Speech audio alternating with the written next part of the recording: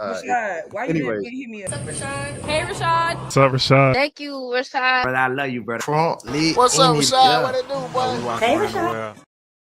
Yeah. Welcome back to the channel, man. This might be a packed day, man. It might be a triple play, 3 lives. It might be this live, Birds and Buckets, and 1 a.m. So just buckle up, everything like that. If you're new to the channel, my name is Rashad Milligan. I'm live on this channel each and every single day, or I'm posting original content on this channel each and every single day. I haven't gone actually live since like Wednesday night. So it's Sunday morning. So it's been a few days since I've actually gone live. I had to regulate my nervous system, bro. I was still hyped from the situation on Wednesday night at the DDG show back home in Atlanta. And, you know, it was so many reasons why I was hyped off of that, but definitely because it's home. Atlanta's home for me. And so to go home, see some old faces and you know what I'm saying, them folks show love to me, I show love to them and everything like that. And to, you know what I'm saying, have a situation like that where it's disruptive or someone wants to treat me less than and all of that stuff, like that's the stuff that you know what I'm saying, it just bothered my spirit, bro. I'm not even gonna hold you in that like I was like too cool to, you know, feel anything or anything like that. Like it definitely disappointed me and had me down for a couple of days. So, you know what I'm saying? I'm still, you know what I'm saying, stuck on it, thinking about it, but you know, we move for surely. We move for surely. Okay, where do we want to start today? Let's go with this, huh? Oh, I didn't even put on the banner. Let's start with this, huh? All right. Let's take a trip down memory lane. Remember this? April 13th, so nearly a month ago. Dang, time's flying, right? Storm trades for NCAA champion Flau'jae Johnson. The Seattle Storm trade the rights for Marta Suarez, selected 16th overall in its own 2028 second-round pick to Golden State in exchange for the draft rights to Flau'jae Johnson, selected 8th overall. Why did I pull that up? Well, if you're clicking on this video, then you probably know why. But for those of you who didn't know, Marta Suarez, the player that they traded back for and then traded for a future pick, has already been cut. Before she played one regular season game with the Golden State Valkyries, Marta Suarez is already gone.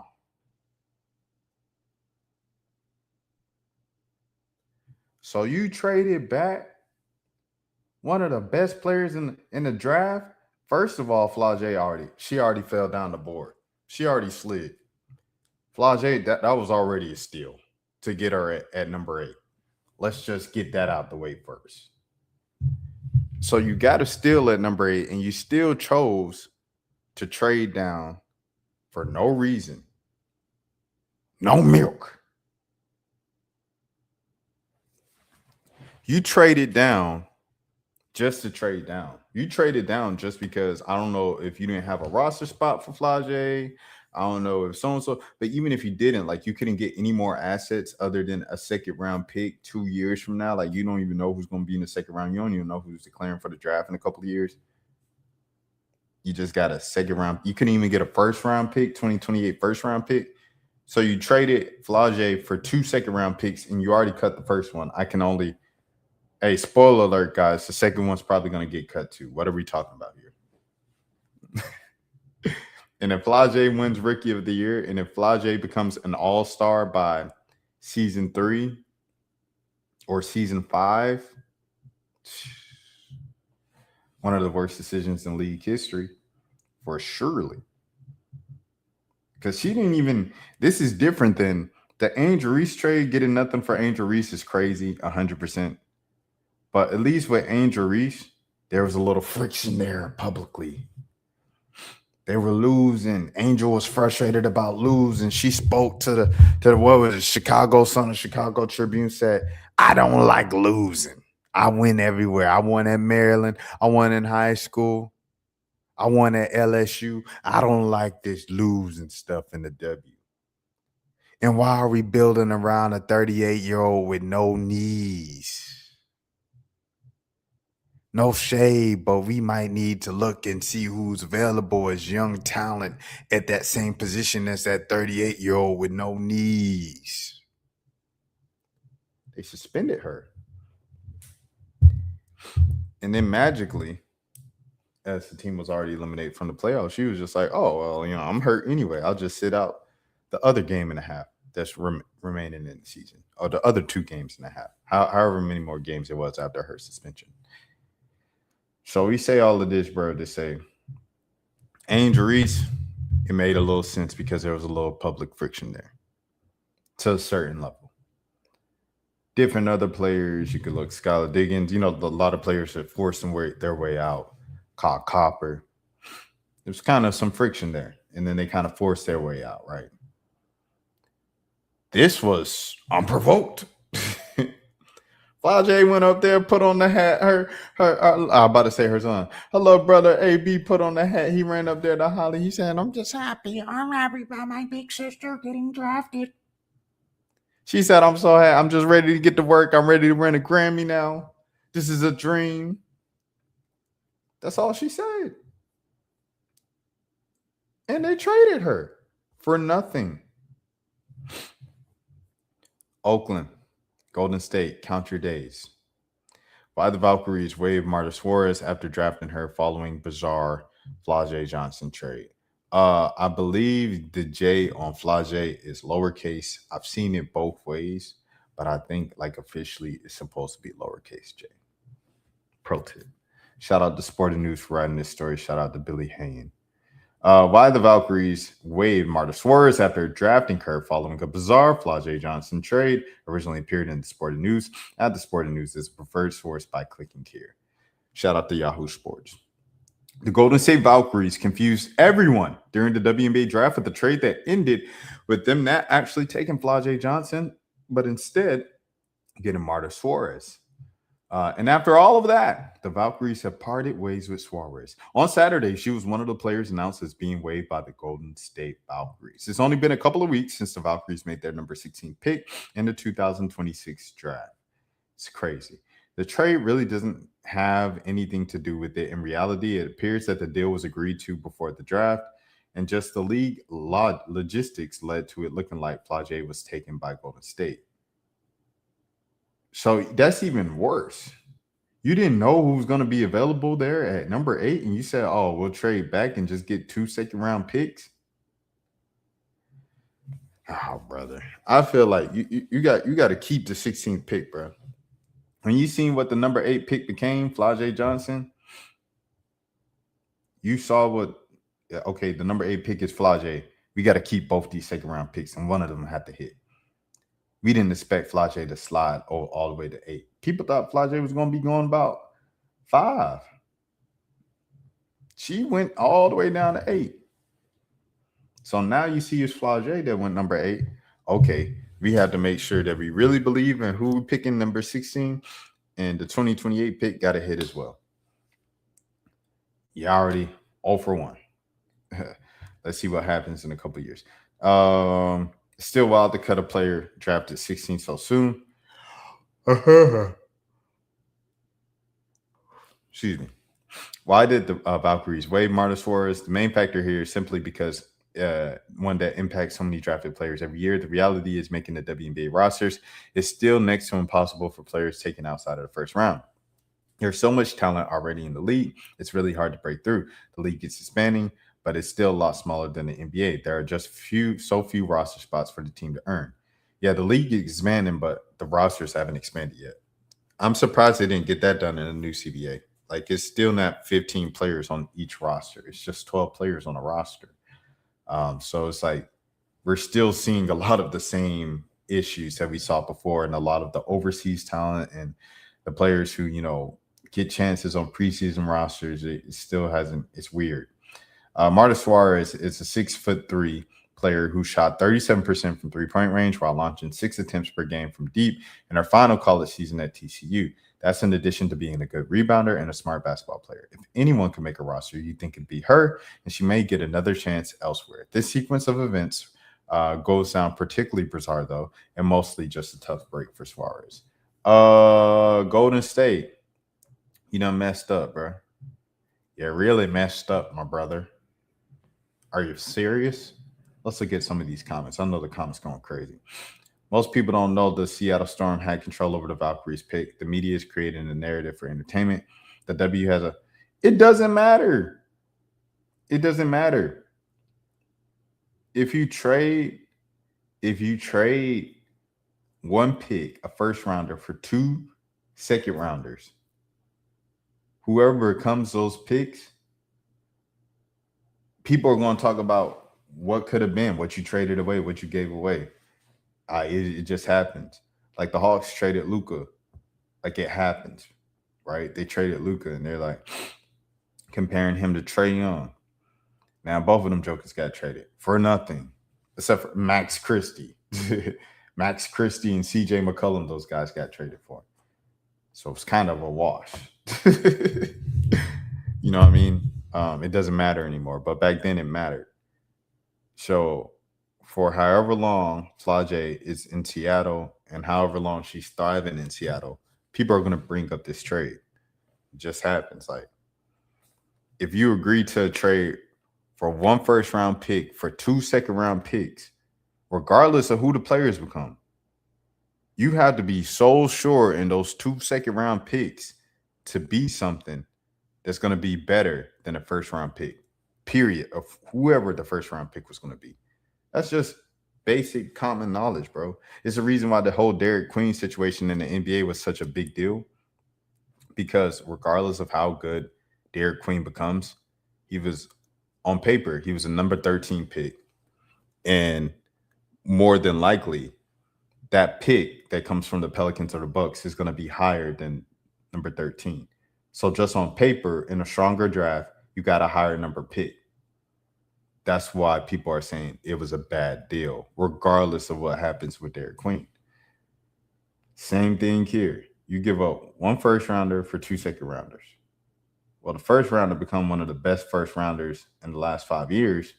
Now what? We all looking stupid. Look around, everybody on mute. The W has a hard time evaluating players. That was dumb, 100%. Imagine doing this in the league, doing this to other top draft picks. Their draft is more performative than what a draft is supposed to mean for upcoming talent. It just ain't enough spaces. And they could have used Flage. It's a stupid trade, but good for the Storm. They want Juju next year. Her at 8-7 is crazy facts. That doesn't even make sense. Guarantee this post is misleading or leading out key contextual piece of info. Why are y'all not seeing the bigger picture? They're tanking for Juju to keep her close to home. Everybody could try to tank for Juju, bro. It ain't just gonna happen, twin. So the Valkyries have a job over there in their front office now, right, clown?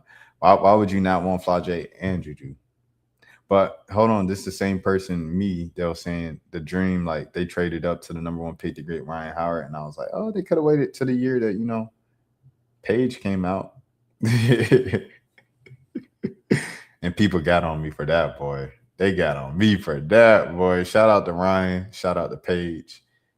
Shout out to Angel Reese, man. Dream basketball. They got a game tonight. All right. I'm headed into hip hop now. Let's go to hip hop. From one hip hop artist to some other ones. This is my first time looking at this. The JPEGMAFIA and Earl Sweatshirt. I saw like bits and pieces of the quotes, but I didn't see it for real because I wanted to wait till I got on stream. So this was a couple days ago, but since I haven't been on stream, this was 4 days ago. Since I haven't been on stream, we're here.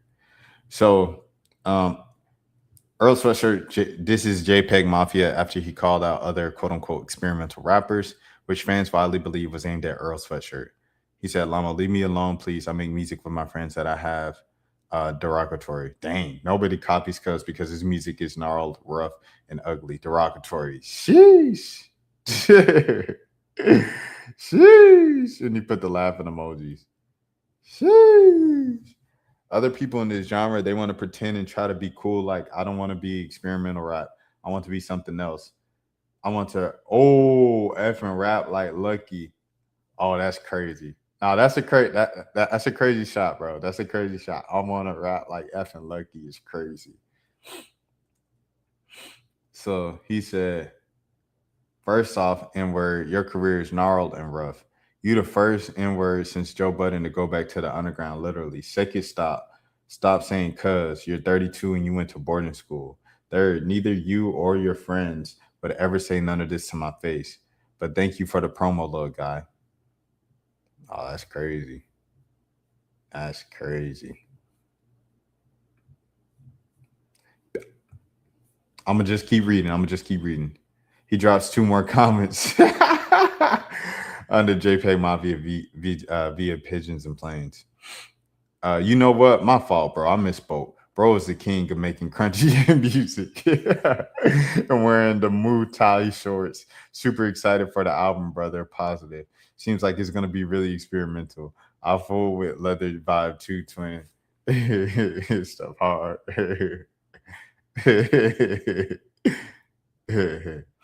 That Maui, Wowie, Maui, Wowie. JPEG Mafia responds to Earl Sweatshirt.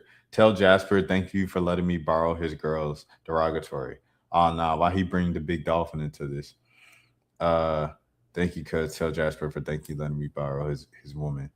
And then Jasper responded to it as well. So then Jasper just put this. Jasper, not a effing rapper. Nah, that's funny. I'm up to no good. Yeah, Jasper speaking on it. Jasper don't speak on nothing, man. Jasper really just a happy dude, man. Shout out to Jasper. A real positive young man.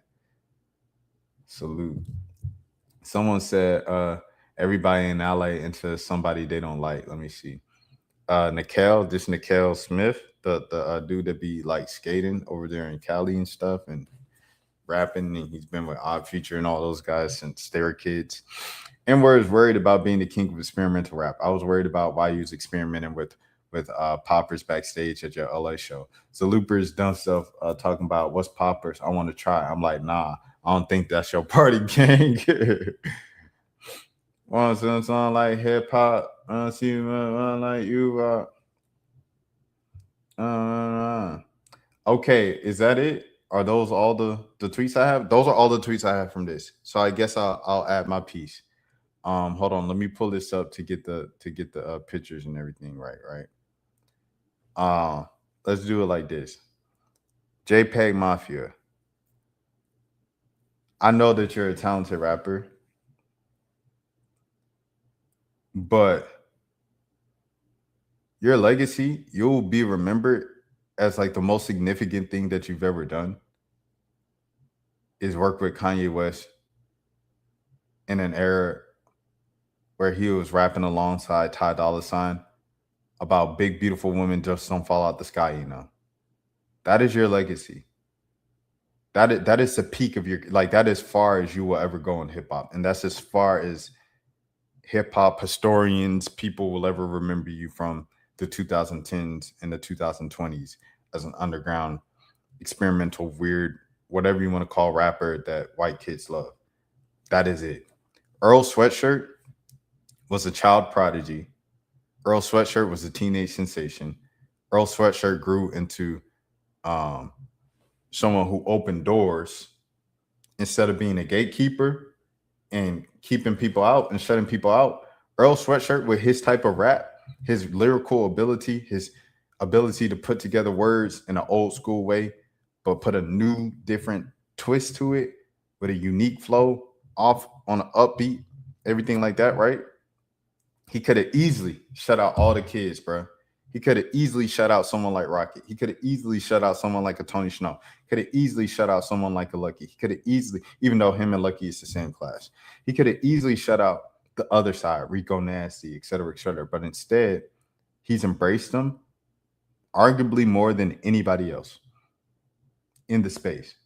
He got a platform and he went down back into the underground to grab everybody with him with using his platform. He gave Mike a platform. He gave 10K a platform. He gave all these underground rappers a platform. Doesn't wait till somebody becomes popular or famous to support them, to co-sign them, to hop on a remix and act like he's changing their life when he's really just exploiting them. Earl Sweatshirt is for the culture more than any other rapper. arguably out here. He is literally the epitome of quote unquote the culture that people talk about. And like I said, Pompeii Utility, not my favorite album that dropped in 2026 by far.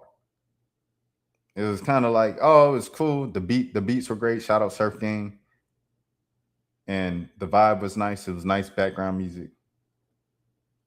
But it's like, dang, Earl and Mike making an album. I want at least one. Like, give me at least one. Like, I want one where y'all just talking. And I got a bunch of mumble. And Earl, and then he tried to gaslight us and say, "Oh, y'all mad just because I put some 808s in it." And I said, "No, Earl ain't got to do with 808s. I love 808s. I love boom, boom, boom. I love bass, Earl, and I love you on some trap beats and some, you know what I'm saying. So there ain't no racism, ain't no self-hating, ain't no anti-blackness this way, Earl Sweatshirt. It's just, I ain't really like this style of rap. I just ain't like it for an entire album, bro. I could have got this from anyone, like I said, anyone else on 10K. I could have got this from Sideshow. I could have got this from Deonte. I could have got this from them jokers if I wanted to listen to them jokers, but I wanted to listen to Earl. I wanted to listen to Mike. And if I wanted to hear this from Mike, I'll listen to Pinball. So regardless, all that stuff, right? Earl is still Earl at the end of the day. He's still one of the greatest rappers ever, one of the best to ever do it, one of the best to ever touch a mic, one of the best performers, if not the best current rap performer. And I'm not talking about like theatrics and everything. I'm talking about pure breath control, saying all the lyrics, bro. Like, this man did the backtrack. The only time that he was messing up and he was like, and the show that I seen was when he was rapping the features verses on all the different songs. I'm like, bro, how do you even, like, he dedicated himself to this craft, bro. He's a master of the craft. Earl Sweatshirt is a lyrical MC. You know what I'm saying? To where all the hip hop peers and old school heads and say is missing. That's literally Earl Sweatshirt. And with that platform, he never looked down on anybody or hated on anybody else who, you know what I'm saying, first. He never did it for any little ones of these. It came from, you know what I mean, someone disrespecting him first. So No Name said something about it via her you know what I mean,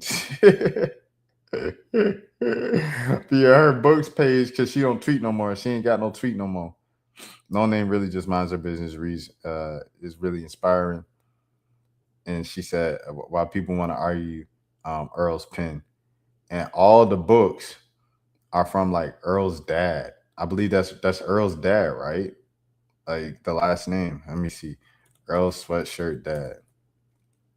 You know, Earl Sweatshirt's dad is you know what I'm saying? Yeah, that's his dad.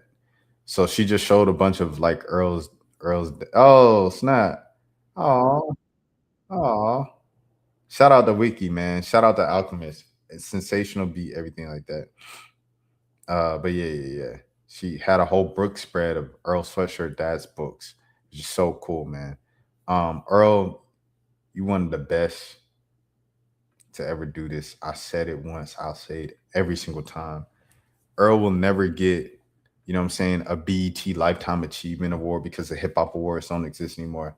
That's why I gave him my Connector of the Year award type deal last year. But yeah, man, I just wanted to say all this stuff because like Earl needs to be appreciated, and people hating it's just like whack. Peggy, just know where you stand, bro. Know where you stand before you disrespect somebody else like that, dog. So it was funny seeing Earl kind of bite back at him as a chill dude, and this happened around the same time as like me going off at the DDG show. So I like to be even considered or perceived as a chill dude, but at the end of the day, I am a human with emotions. Like I get rowdy, I get happy, I get sad, I get angry, I get all this stuff. So it's just Earl showing that he's a human. Rick Fox, same thing, bro. Okay. This tent is not. Listen. Listen, sir.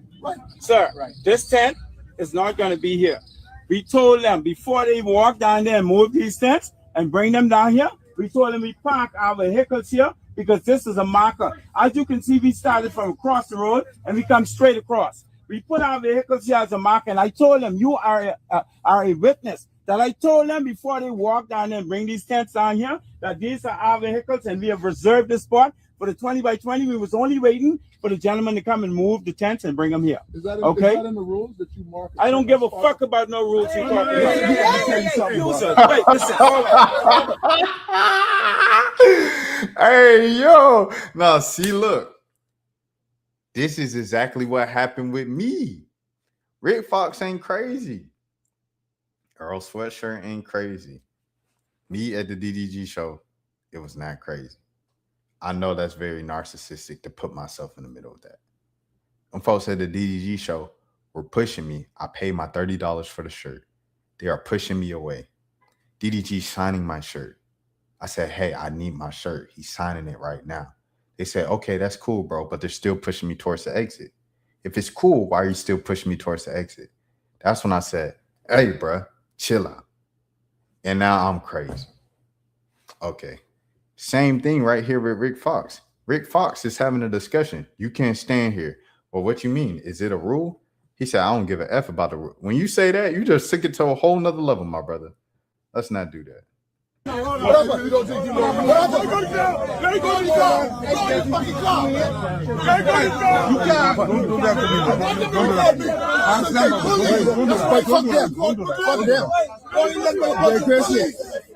got crazy. But I don't think of yourself, yeah? I don't think of yourself fucking self, buddy. I don't think of yourself this. Ready? Right here for y'all. All day long. Right here. You don't think of police. I don't think of yourself. Police. That's right at the girl. I'll tell you. Police. You a part of it. Police.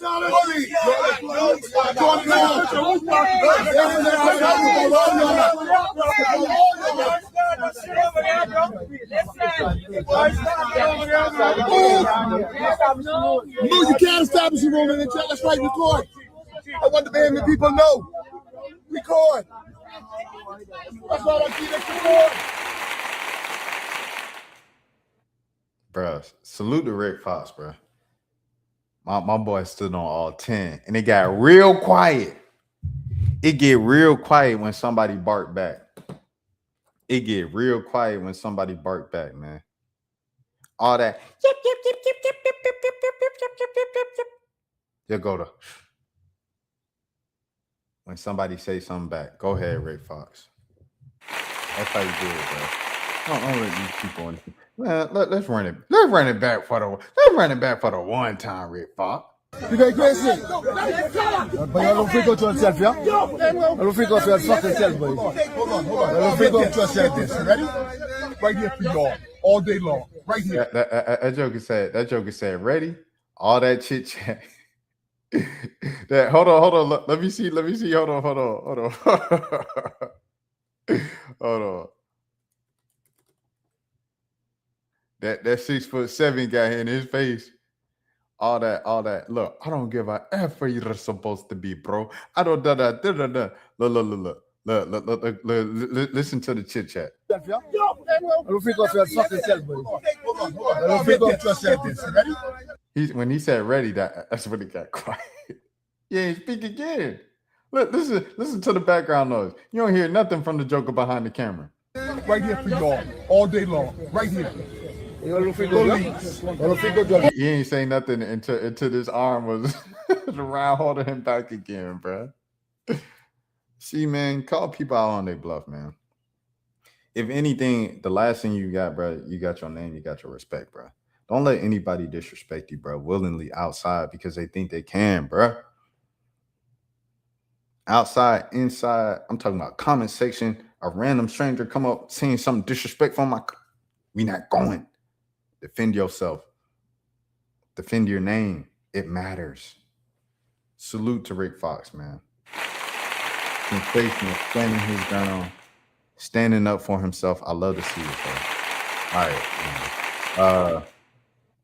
Do I want to watch his response? Because he said, here's the truth. I'm gonna just go to let's go to his page anyway. We're gonna go to his page. You may have seen the other night that both Mario Bowleg and the Prime Minister had a lot to say about me. Now, I think you understand what this is about. Advanced polling starts tomorrow, and this is when the distractions show up. The noise shows up. People try to confuse you before you vote. And I've been told to take it as a compliment, that it means they see what's happening here in Garden Hills. They see the work we are doing, and they feel the momentum. But that's not why I got into this race. I got into this race to be transparent, to be accountable, to show up and speak directly to you. So before you vote tomorrow, I want you to hear the truth from me directly. Mario says I'm copying a plan for Harold Pond. Let's be clear. That plan has been sitting there on his desk for years. 5 years in his office with no meaningful delivery, no transformation, and no results. The Bahamas National Trust and the people of Garden Hills didn't come to me because something was working. They came to me because nothing was working. But that's not just with Harold Pond. Residents don't see you. They don't see their member of parliament. The youth don't see him. The seniors don't see him. While flooding still happens, infrastructure still is neglected, and our health concerns are still ignored. The Junkanoo groups still unpaid. The parks still in disrepair. The promises to athletes still unfulfilled. Drainage still failing and families still dealing with flooding every time it rains. That's the reality of your last 5 years. Garden Hills, you deserve a member of parliament who shows up, who will follow through, and who will deliver results, not excuses. And let's be honest, Mario. Let's be honest about something else. You know I've shown up. You know my contributions to basketball in our country. I taught you, Mario Bowleg, how to be a basketball coach through my camps, through my clinics, my time, and my investment in this country. And now we're going to show you how a real member of parliament shows up for its constituency. Even your attacks don't hold up because the proof is there. This is bigger than politics. This is about accountability. When you are entrusted with taxpayer money, you must be accountable for it. And right now, there are outstanding serious questions that have not been answered. The Jubilee Games, millions of dollars spent, missing documentation, unauthorized spending, weak controls, and still no full accounting to the public. The Carifta Games, the budget went from about 1 million to over 6 million. Hundreds of thousands in the deficit, weak procurement, uncertified contracts, unauthorized expenses. How about Junkanoo? Concerns about funding, political interference, lack of transparency, our cultural institution being treated like a political tool. This is not about politics. This is about accountability. And before you are asked for 5 more years, Garden Hills, you deserve answers. Now, to the Prime Minister of the Bahamas, let me speak directly to you, sir. You went on stage the other night and you told the Bahamian people that I have not built a single home. You and I both know that is not true. You visited the very home I built. You stood inside of it. You praised it. You engaged with me at that home. We had lunch in that home. And then you went on the stage and you told the Bahamian people that it didn't exist. That's not confusion. That's a lie. You told them that you granted Crown land. So I'll ask you simply, where is that granted Crown land? Show me the land. Show me the land with infrastructure. Because pointing at a bush and telling me to go squat on it is not a housing program. The agreement we signed requires your government to deliver land with infrastructure. And I've said clearly to you, when you do that, I will build. I won't ask for a taxpayer dollar either when I do it. So the question is simple. Where's the delivery? But here's the real issue. And listen to me clearly, people. After visiting that home, the Prime Minister sent 2 ministers of housing to view the home. Both walked through that world-class Bahamian-built home and said the same thing. Man, these homes are too nice for Bahamian people. Too nice for Bahamian people? That's not a mistake. That's how they see you. That's the mindset that's been in that cabinet for the last 5 years. That you are not meant to be world class.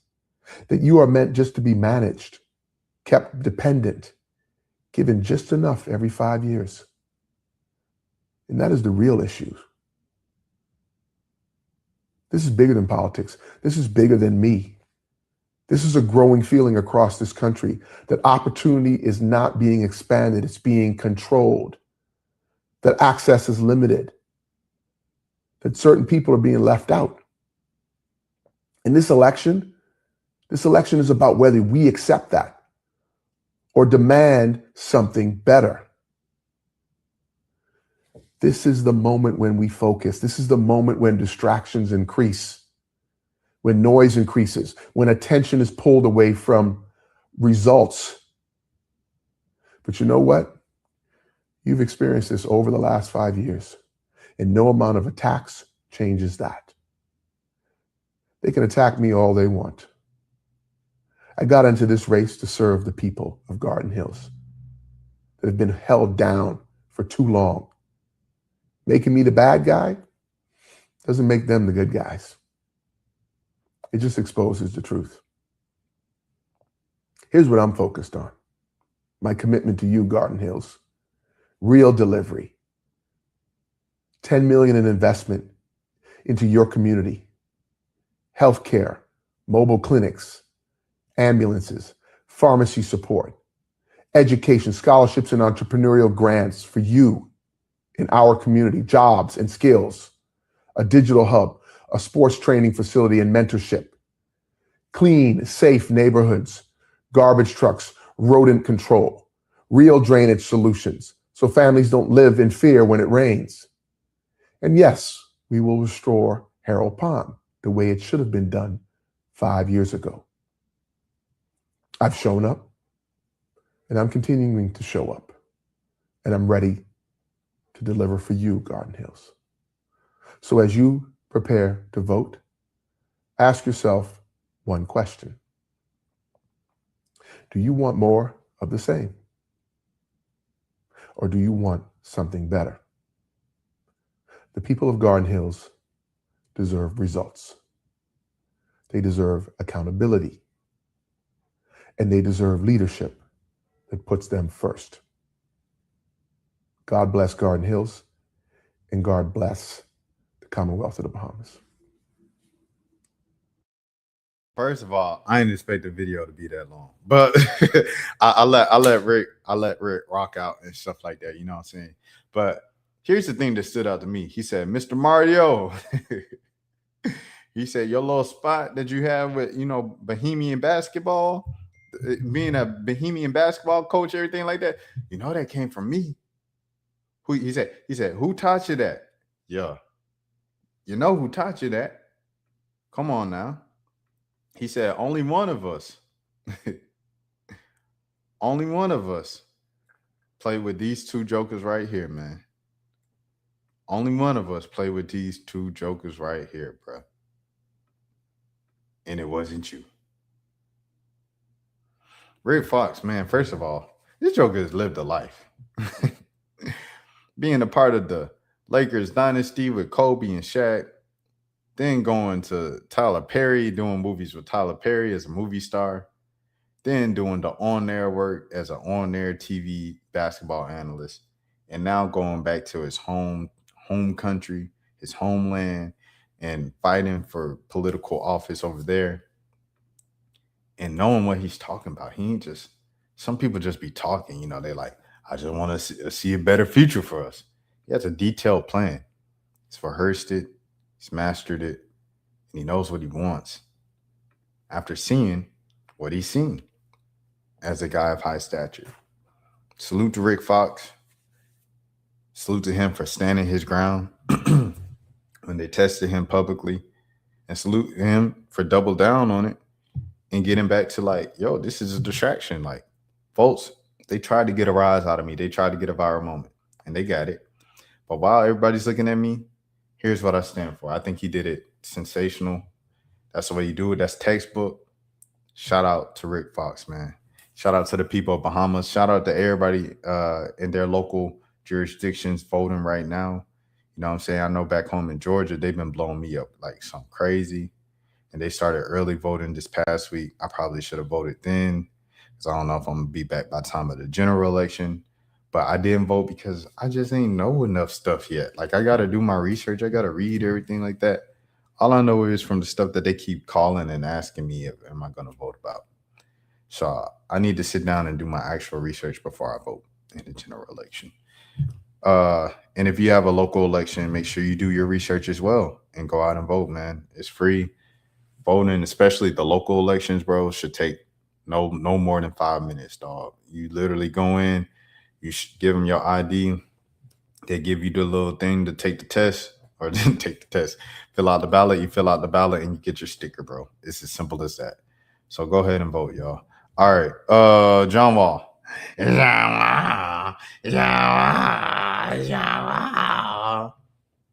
Got that job at Howard as the Howard president of basketball operations at HU. You know, I just assumed all y'all said, you know what I'm saying, watching the video. So, and did you go to Howard, Rashad? No, I didn't go to Howard. My little sister did, though. Shout out my little sister, man. I love my child. My children. John Wall becomes Howard president of basketball operations. This is from Shams. 5-time NBA All-Star John Wall has become the president of basketball operations at Howard, returning to Washington to partner with the top-ranked HBCU in the country, school officials told ESPN. Shouts out to Kenny Blakeney. Wall played for the Washington Wizards from 2010 to 2020 after being the franchise #1 overall pick out of Kentucky. For Wall, the idea to partner with Howard begun on January 31st when he served as the team's honorary captain of the day and expressed to the school the desire to be a president of basketball operations at the NBA level one day. Wall has already taken a hands-on approach to his role at Howard, playing an active role in team meetings and evaluations of recruits and transfer targets. He has helped shape the program's overall strategic vision with focus on roster management, name, image, and likeness deals, revenue sharing, agent negotiations, and player mentorship. He will work alongside Howard coach Kenny Blakeney and team general manager Daniel Marks in the new capacity. Howard is one of only 5 mid-major programs out of 222 from the traditional one-bid leagues to make the NCAA tournament in 3 of the past 4 seasons. This year, the program won its first tournament game in school history over UMBC. Wall retired in August, finishing his NBA career with averages of 18.7 points and 8.9 assists per game. Wall spent most of his career with the Wizards, but also played for the Houston Rockets and LA Clippers. In his best season, he averaged 23.1 points and 10.7 assists.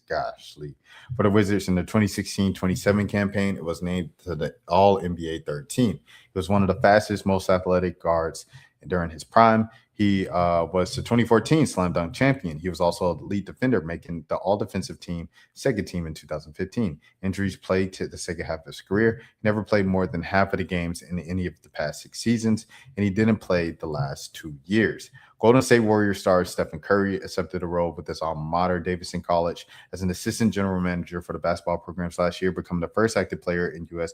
major professional sports to take an administrative job with an NCAA team. In this role, Curry, who played 3 seasons at Davidson, 2006 to 2009, provides guidance to the men's and women's teams based on his college and professional experience. Oklahoma previously hired former Sooners player and current Wizards star Trae Young as an assistant general manager for men's basketball last year as well. He also has pledged $1 million to the program.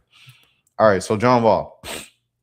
The thing about this is not just a celebrity hire. John Wall actually really knows ball. I don't know if you guys seen the clip of him on Amazon where they're asking him to guess guess the player, like who he played, but it's like who he played for, but it's for basketball sickos, bro. Like he's like, what college did he go to? And they're saying like the most random players, and he's like, he went to so and so. He went to so and so. Guess what school? Guess the school. Yeah, but now I looked up John Wall, and I'm just seeing that series against the Hawks in the first round where he just like went crazy on the Hawks. It was ridiculous. But anyways, I can't find the clip. But I'm saying all this to say John Wall watches basketball at an unbelievable rate. And I think since he does, and he's as a point guard, and as a point guard that lasted as long as he did, he understands the game and who's good, evaluating talent. I think he's going to do a sensational job over there. Shouts out to Kenny Blakeney once again. And I think this will be a great first step for him. I mean, I don't know. Who knows? Maybe he stays at Howard forever until he's like older and you know what I mean, everything like that, bald and fat or something, and it's just like OG, the kids walk in 2070, OG, what's up, OG? And they've won a gazillion championships. Maybe that's it, so I think this is a great gig for John Wall. He does great on TV as well with just his knowledge of the game and knowledge of the league. Like a lot of people might have knowledge of the game, but they don't know what's going on in the league, and they just be on TV not knowing what they talking about. So shout out to John Wall, bro. Everybody do the John Wall. John Wall. All right. Let's head back to my hometown, man. Jovita Moore. WSB out of all outlets posted this after a couple other outlets picked it up. But Bellwood Coffee, man,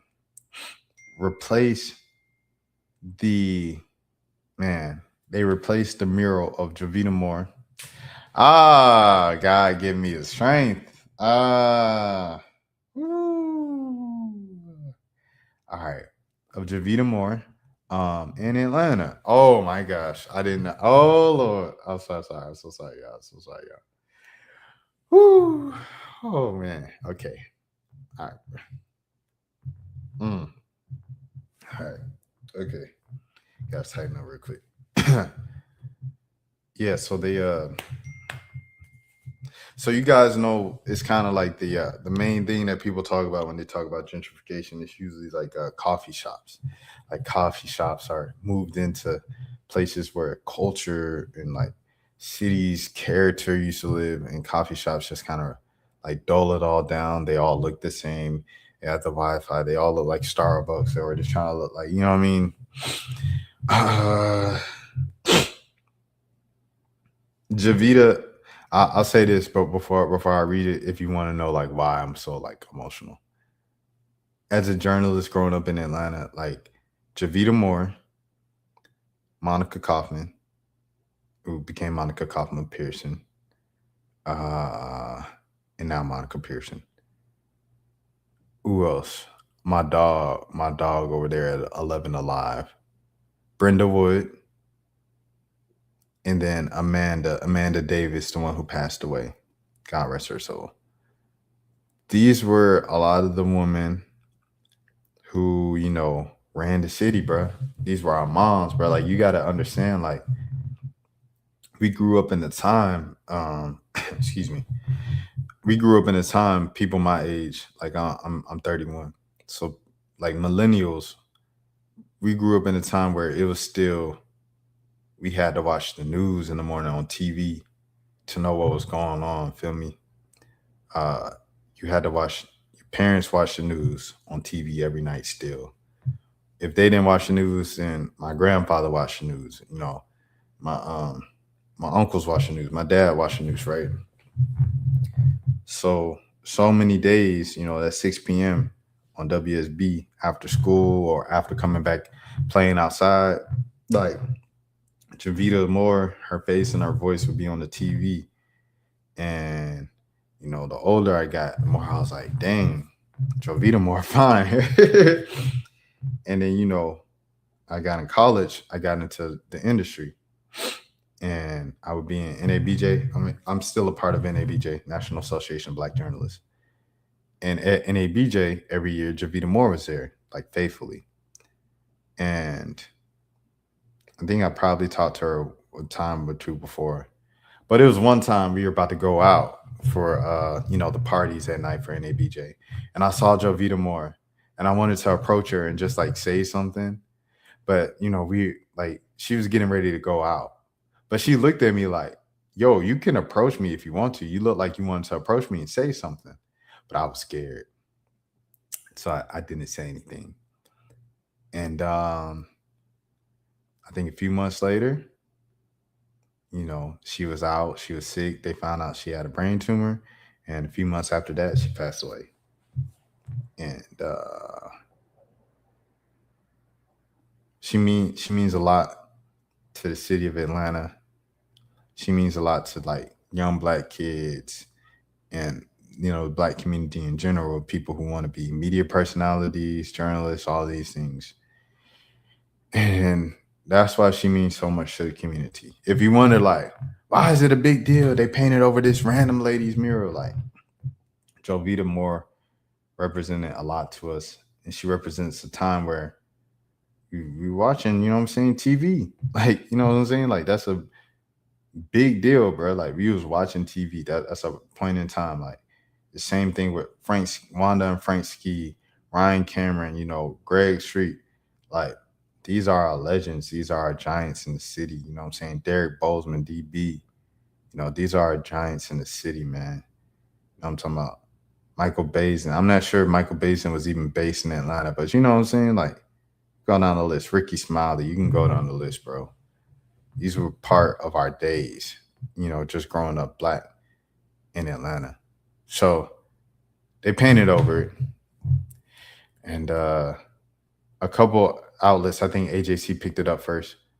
But when WSB picked it up,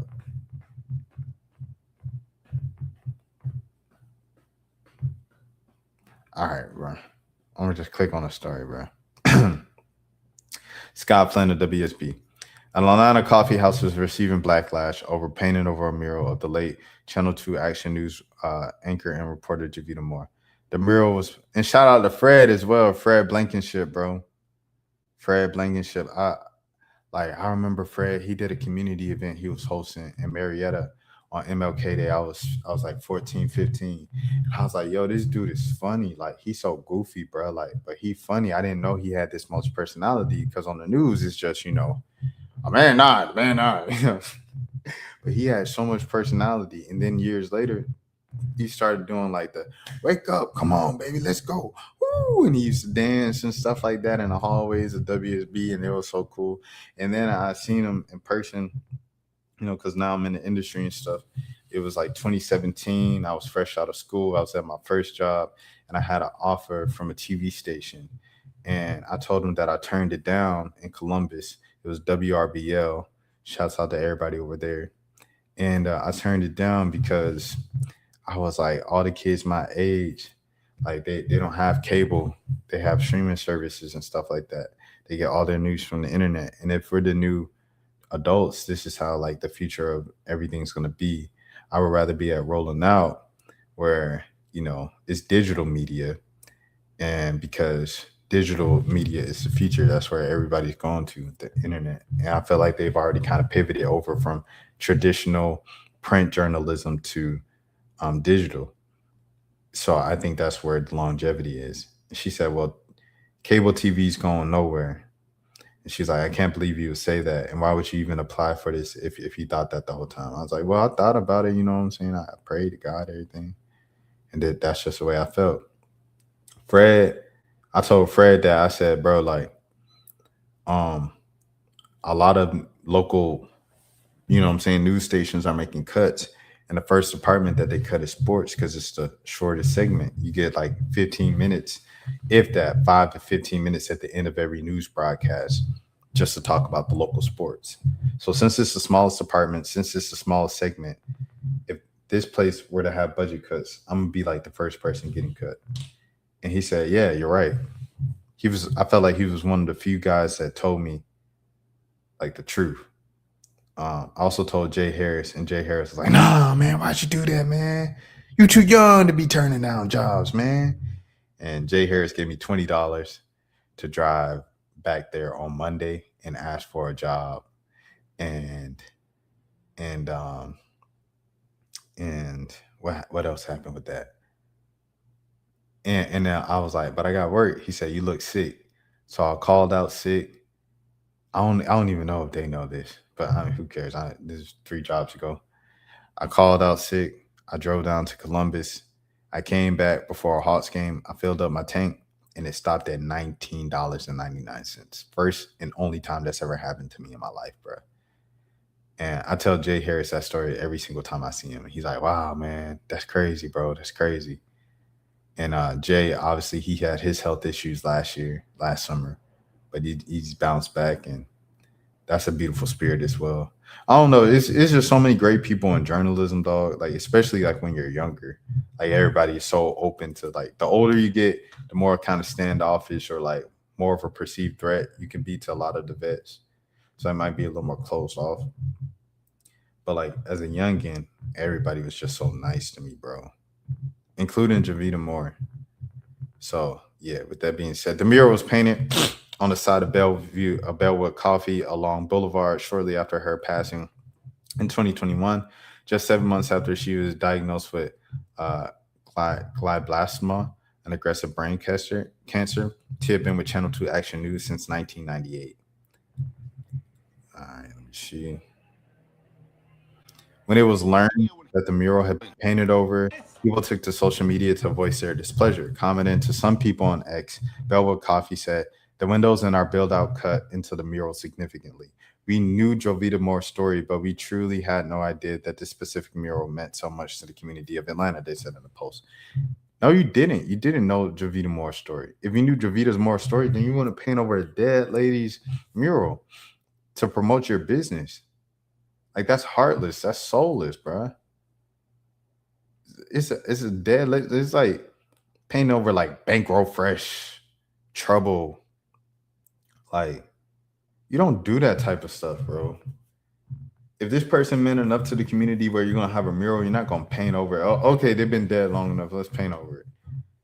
Like, how heartless, soulless do you have to be if you truly knew Jovita Moore's story? Why would you do that? Whatever they do, it needs to go to the kids. The kids need to be involved as well, and the original artists. If you grew up in Atlanta or been around for a while, you knew who Jovita Moore was, and you know how the city responded when she passed away.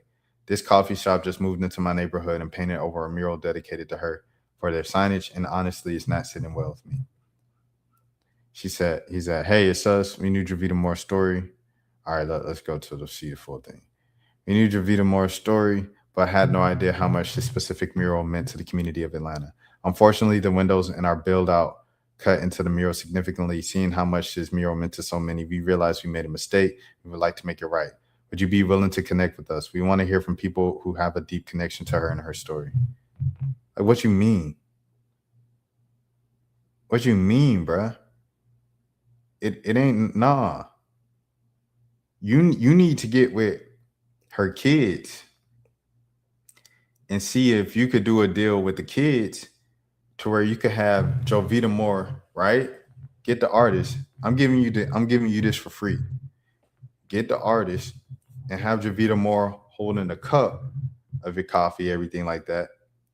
And the kids get paid for the advertising. How about we do that? You pay the kids for the advertising, everything like that, of using Jovita's, name, image, likeness, and we're gonna go college sports. And that's what we need to do, man. That's what we need to do. So you get what you want, but Jovita's also still honored in the city that needs to honor her. The coffee shop later posted another statement on Instagram saying they made a mistake. The truth is the reasons aren't good enough. We made a mistake and acted without enough consideration, and that is not reflective of the kind of people we want to be. For 7 years that we've had this business, our heart has always been to build a community in our city, yet this decision is driving us apart from many in our dear Atlanta community. To those who are saddened, angry, and disappointed, we hear you and we understand. We want to make this right by commissioning another mural.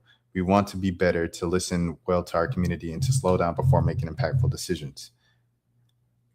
And they did it by posting the picture. Just fumbled this, bro. Just fumbled the whole thing, dog. Just fumbled the whole thing, bro. Let me see what this person say.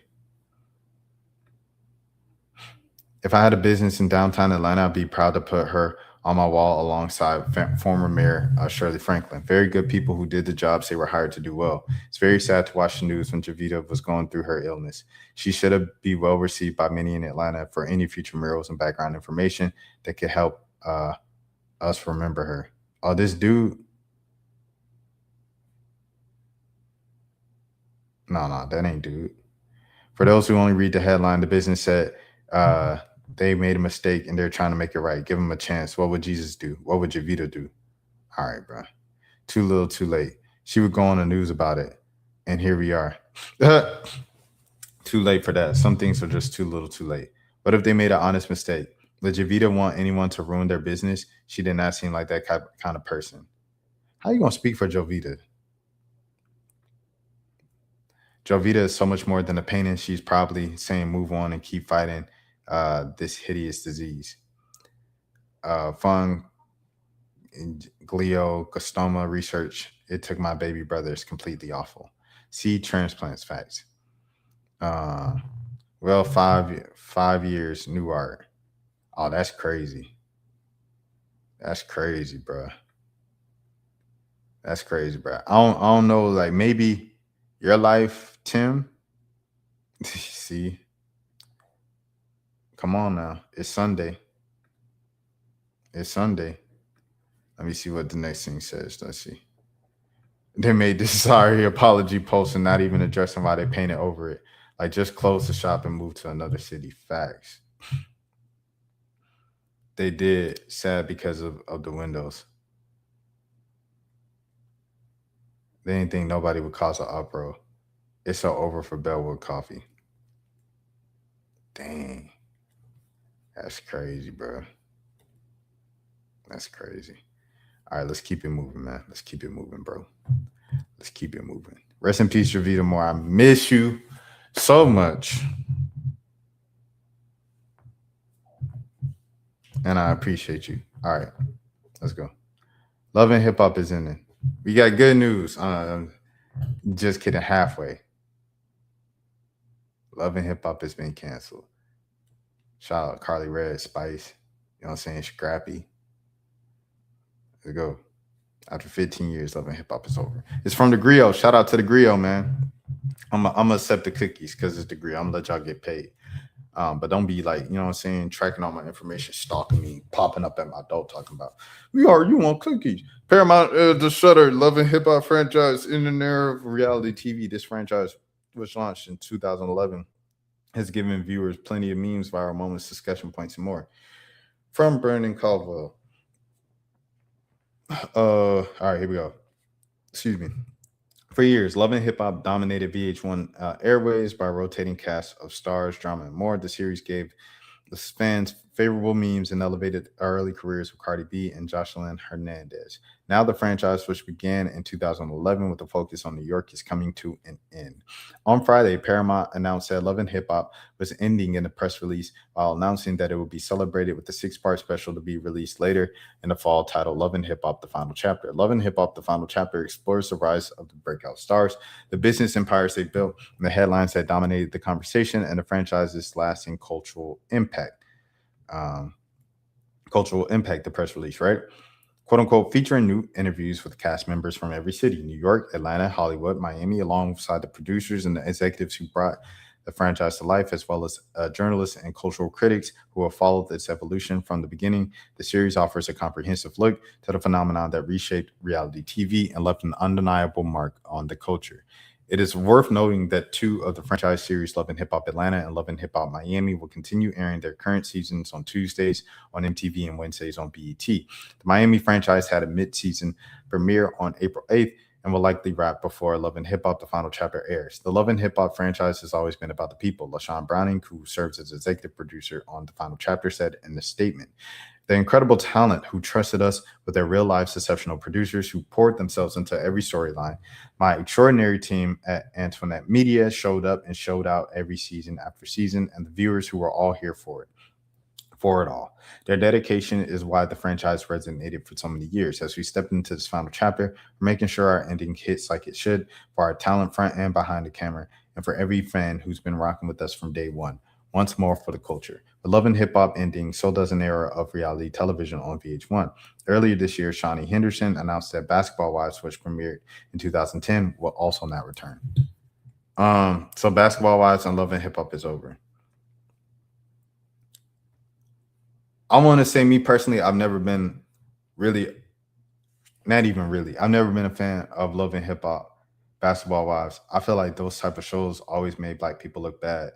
And the reason why they were always promoted and the reason why they were running on the air for so long was simply because like it made Black people look bad. The ratings were good and they pumped money into it. They promoted it. It got all the gas and stuff like that because it just made us look like every single bad, harmful stereotype of Black folks. That's how I felt before I had any kind of dealings or being close to that world of reality television. And then kind of getting closer to it as a journalist in the city of Atlanta, like doing entertainment stuff at a Black outlet. Getting kicked out of the set for doing my job because I got something that was sent to me as a album release party for Erica Banks. So I'm over there thinking it's an album release party for Erica Banks. I'm getting content, whether it be video or photos for the story to put up the next day, to put up, hey, look at these photos and these videos from Erica Banks' listening party. I go over there to do it. The producers run over and stuff like that, or the directors, everybody on set, like they come over, push me out the door, take my phone, delete the picture, and then delete it from the deleted. It was just so much, bro. It was just too much. I didn't like it at all. Loving Erica's team later apologized to me because I made a rise about it, and then Love and Hip Hop found herself. Excuse me. Let me get her right. Hip Hop. Let me see.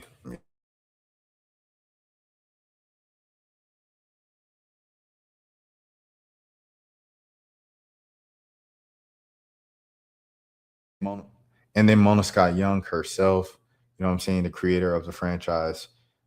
Then she, apologized for me and said everything was all good. Like there's no beef with me and Love and Hip Hop. Just left a sour taste in my mouth. I guess any positives.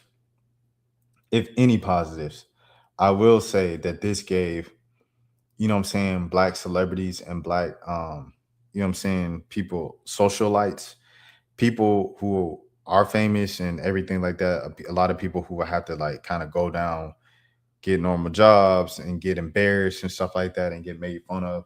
This put money in their pockets for a number of years. This gave a lot of producers and a lot of Black creatives, directors, camera people and stuff like that jobs for years, and this put money in their pockets. And then for Mona Scott Young, she became someone who found a new lane that worked in reality TV for a decade and a half. Like that's a run that will never be replicated in that space. So, while the Kardashians and, you can name all the white reality stars, the Jersey Shore franchise, which left and then came back and always kind of leaves and comes back, and shout out to Snicky and Jay Wild and, Situation, all those guys and stuff like that. Those became cultural figures. For Black people to have kind of their version of that with people who are already famous, it's a whole, it's a lot. It's a complex situation, but I'll say it like this. White people had their trash that they was eating off of. Why can't Black people have their trash that they eating off of? So in a way, it did it for that type of crowd, and those people, they had jobs, they were able to make money. From a large standpoint, my personal opinion, I ain't like it. I ain't rock with it. I thought it was just fueling the fire between harmful stereotypes, because on one end, yes, while that did all that for those type of folks in that crowd, what about the other crowd? Like there was no long-running 15-year-old show of a young Black genius, those posts that always go viral on social media and then we move on and forget about it. Like it's no 15-year running reality show for a Black genius or a Black family that's all lawyers, or Black family that's all like, you know what I'm saying? Like you have the little medical show, right? I forgot what it's called on on Oxygen, right? The show that I was on, that people were like, yo, you was on the show. And I was like, oh, okay, with Dr. Jackie. You know what I mean? So they have that show. But I'm saying all this, bro, to say like positive images of black people weren't running as long as the negative images of black people. That's the problem I have with the show. So yeah, I don't know. I feel like the legacy is a bit complicated, but all in all, it was harmful and did damage to our image, because now you have a generation of kids who might not even have been raised in that environment, but they were raised by the TV because their parents are constantly at work, you know what I'm saying, to provide for the children. So since their parents are constantly at work, they're raised by the TV as latchkey kids. And this is what they're seeing on TV while their parents are going the whole day, you know, just loving hip hop marathons. So they see that and they see black people acting like that, and they equate blackness to that. And they feel like they have to act like that or they're not truly black. You know, the damage goes so much beyond just like, well, these people didn't have an outlet to be. Well, these people were no longer in those situations to act the way that a lot of them acted. At this point, they had hit records, a name, built enough a name for themselves to do positive things and say, no, this ain't the way. But what they do, nope, they just lean back into their old ways and continue to portray that behavior. And I was like, you get rewarded if you behave like this. Yeah, so I don't know, man. It's whatever. I feel like I said what I needed to say multiple times, man, in circles. So you guys take what you want from that. But shout out to Mona Scott Young as well, friend of the channel. Yeah. Shout out Scrappy. One time he asked me like if he could park somewhere at Morehouse. I think he thought that I went to Morehouse, which is, you know, understandable. I look like I went to Morehouse. I wanted to go to Morehouse. That's a whole nother story. All right, let's keep it going, man. Let's keep it going. Let's keep it going before church start in about 15, 20 minutes. Warning for all my single girls in Charlotte, North Carolina. So if you have a friend in Charlotte, North Carolina that's single and actively dating, send them this video. The story my friend told me was so traumatizing for me, and I'm not dating this guy. She finally gave me permission to blow this guy up. She's not really on social media, so she wants to blow it up so that girls know. I have this friend, let's call her Jen. I just feel like that's a safe name. She went on 3 dates with a guy and she really likes him, or liked him. But she was on the third date and she was thinking about, let's actually, you know, invite him back to her apartment. This is in South End, Charlotte, by the way. This is key. So this guy, I'm going to go ahead and say his name. His name's Ryan. He lives in South End as well. All their dates have only been in South End. So third date, he gets the check and he pays for it. And she's really feeling this guy. He's in finance. She's an accountant. So she knows that he understands her crazy lifestyle. So as they're getting the check, he looks at her very earnestly and he says, you know, I just want to really thank you. I've been putting you through some tests and you've passed with flying colors. Obviously, she's very confused. So she's like, what do you mean? And he's like, well, I've been putting things in your drink the last 3 dates, and you haven't said anything or complained to the bar staff. He then proceeds to say it's very big for him and his group of friends. I know that they're Gamecocks, aka they graduated from University of South Carolina. But he said that it's very big for his group of friends to see how somebody deals with maybe like their order is not what it was. But honestly, I think it's pretty shitty because it's not the bar's problem if he's been putting stuff in her drink and it's wrong than what they did. And also like total breach of trust, but like I digress. Obviously, she's going to ask what he put in it because she's thinking automatically that it was like a substance. And he's like, okay, so the first time he's like, I actually took videos of it so that I wouldn't be sued, which any lawyers want to hype in. I feel like messing with somebody's food or drink is still suable. But he was like, so the first date I put sugar in it. I'm like, you made this really cute face, but you didn't say anything. So I knew date 2 was coming. Then he continues and is like, and on the second date, I decided to put pepper. And you did mention that your drink was off, but you still drank it and you didn't complain. So I knew that you had a lot of grace. So now she's totally weirded out and she's like, okay, so what about the third date? Mind you, they're currently on the third date. And he was like kind of sheepish and like kind of flirting with her. He was like, so tonight I put my pubic hair in your drink. Girl, when I tell you I almost spit out my damn coffee, I said, excuse me. And that's what she said too. She goes, excuse me? I personally had a lot of questions. Like, did he bring it with him? Was it already in his pocket? Did he go into the bathroom? Did he just do it at the table? Like, what do you mean? And she couldn't really answer that either because she was just dumbfounded in the moment. So he was like, yeah, I just, you know, you salty, peppery, and now it was like texture. I just wanted to see if you would complain. So he was like, I had a great time and I would really like to invite you to my place. She's just absolutely floored. My friend is like so sweet. I just don't understand. But anyway, needless to say, she was speechless and was like, I need to go home. In the meantime, since that has happened, he's dropped off like multiple bouquets of flowers. He thinks that they're soulmates because she passed the 3-date test. Single girls in Charlotte, beware. If your drink tastes weird, say something. Buddy tripping. He need to go under the jail. Ryan, you out of pocket, brother. A lot of times when dudes not on what you call when they not on social media, they be on YouTube. Ryan, if you come across this video, you out of pocket, my boy. She said there's a group of them. So sorry, I'm a little slow with comments. Didn't expect it to blow up, but honestly, I'm really glad it did because I think you can't be too safe anymore. So Jen has filed a police report because she has multiple Ring doorbell also showing. She texted him multiple times and he still shows up with flowers. Like, this guy really thinks that they're soulmates. So she's still very apprehensive and she was advised not to blow up his last name, but I can give more details about this guy. Let the record show I didn't say anything bad about University of South Carolina. All I said was a fact is that I went to that school. Let's calm down a little bit in the comments.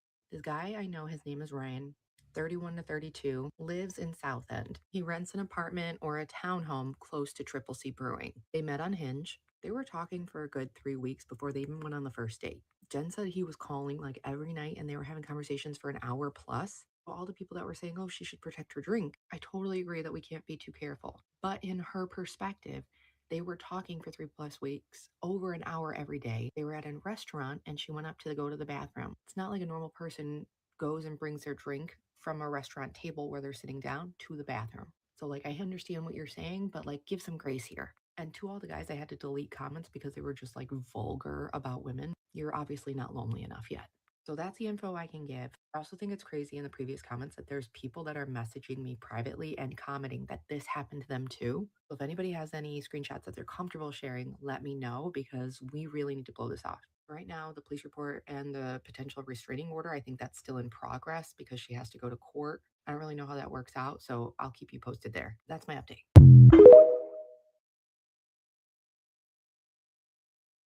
Crazy. Crazy. Guys, don't be like this, bro. Don't be like this, bro.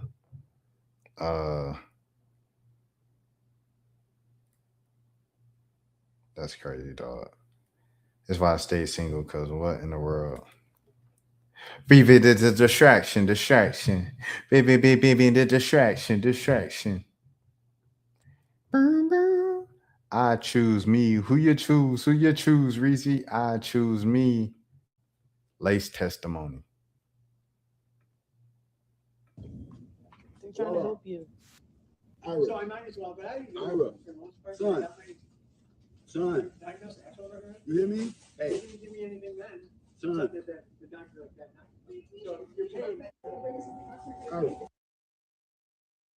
Wait. Okay, so he wakes up. He hit a lace blunt, right? And I'm gonna skip over it because this is YouTube. But he wakes up and he takes off his sweater and he takes off his shirt and he jumps on like the medical table and he just starts stomping on the medical table, jumping. Like he's really tweaked out. Like I'm gonna see if I can even. Yeah, see, he takes off his pants, he takes off his sweater, he just starts jumping on the thing. Okay. All right. Since the YouTube, I had to skip through that.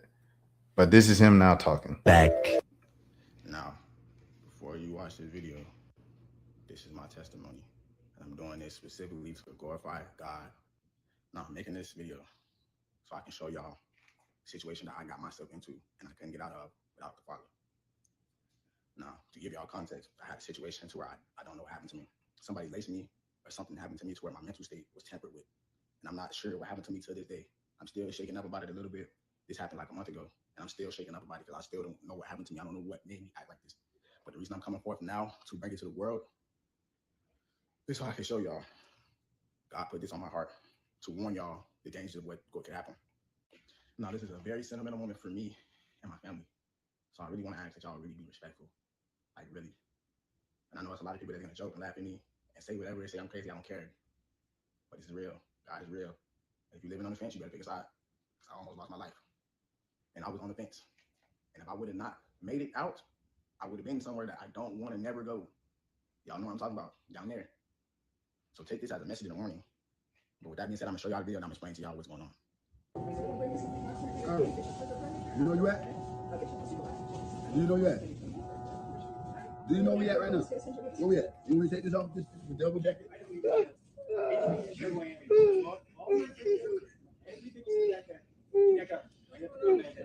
It's all right, sure. Should we go in there and talk? Just us? So whatever I was laced with was causing me to have paranoia. And I really don't understand what was fully going on at that time, but because I wasn't in my right state of mind clearly, but that's what happened. The video gets worse from here. In the last clip, I told you guys I was having paranoia. That paranoia was causing me to feel like people were trying to kill me and harm me. The whole reason why I was in the hospital to begin with is because I was paranoid to the point where I was losing sleep. But it all started from me being laced, from either smoking with somebody, someone putting something in my drink, tapping my drink, spiking my drink, whatever the scenario was, it happened to me. Look at me now. I'm good now. I'm articulating myself now. You guys can see I'm not crazy. I'm just trying to spread the word for awareness. Now, for more context on this clip specifically, because it gets wild, I told you guys I was having paranoia. My family was trying to help me out. They weren't understanding what was wrong with me, and I was too out of it to really explain to them what I was dealing with, and I really couldn't understand. So they wanted to bring me to the hospital. I'm gonna skip if it's crazy because this is YouTube. That's from the paranoia. So that's why I flashed out how I did, because this clip, it gets wild, and I really flashed out. So I really thought that I was in fight or flight, basically. My mind was in fight or flight.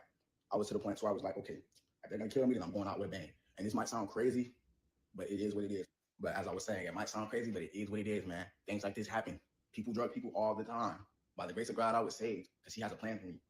That's neither here nor there. But people have to be aware of situations like this, just in case it can happen to you. If it happened to me, it can happen to you. Best believe it can happen to you, so take heed. I'm sick, man.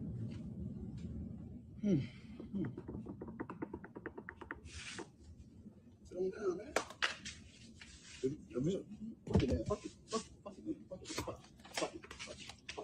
What are you doing?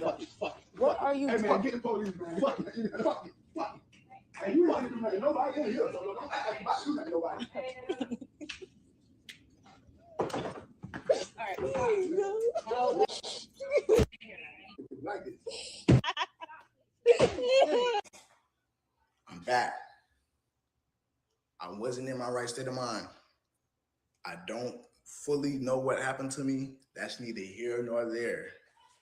All I know is it was God. They tried everything. I went to the hospital. They restrained me. They put me on medicine to help me sleep. I still woke up and I was not the same. They took me to a mental hospital. I was bigger active.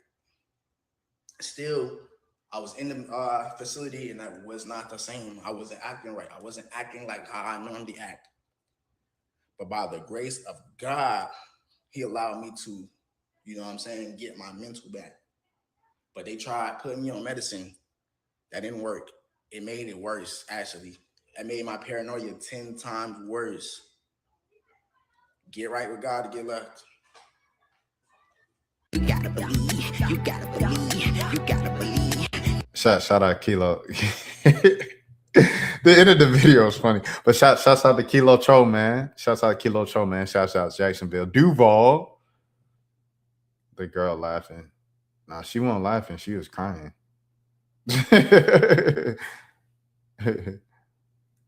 said, "What you crying for?"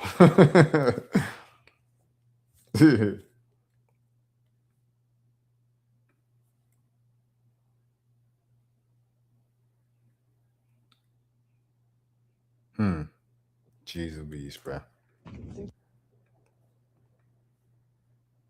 Shout out Kilo Shoulder. Next. Selena Powell. Oh, you know, we go here. We stay here. Let's stay here. I had a conversation yesterday with someone in the industry, if you know, you know, about like, because they have a background of being in the church, of being like a church counselor, and they still consider themselves a believer. So yesterday I spoke to them and I was like, I just have a, you know, different question and stuff. They said, yeah, I said, what's your favorite scripture? And they said, I really love Corinthians, because beyond like talking about love and everything, they're talking about not judging others. And like it's kind of like they came at me on the defensive side, and I kind of wanted them to put their guard down, like, nah, like it's cool, bro. Like, ain't nobody perfect. Like, I'm not perfect. We not perfect. He who casts first stone, he without sin casts first stone. I mean, and we had a good conversation and stuff like that. Salute to them. Yeah, but and they were just telling me how like so many people like in the industry, like once they kind of discovered that, they were like, yo, I grew up like this too. I grew up like this too. And she was like, I had no idea. Like, and all these people are getting married now, and some people are exiting the industry. And I feel like weird, kind of the older I get in the industry, the longer I'm here.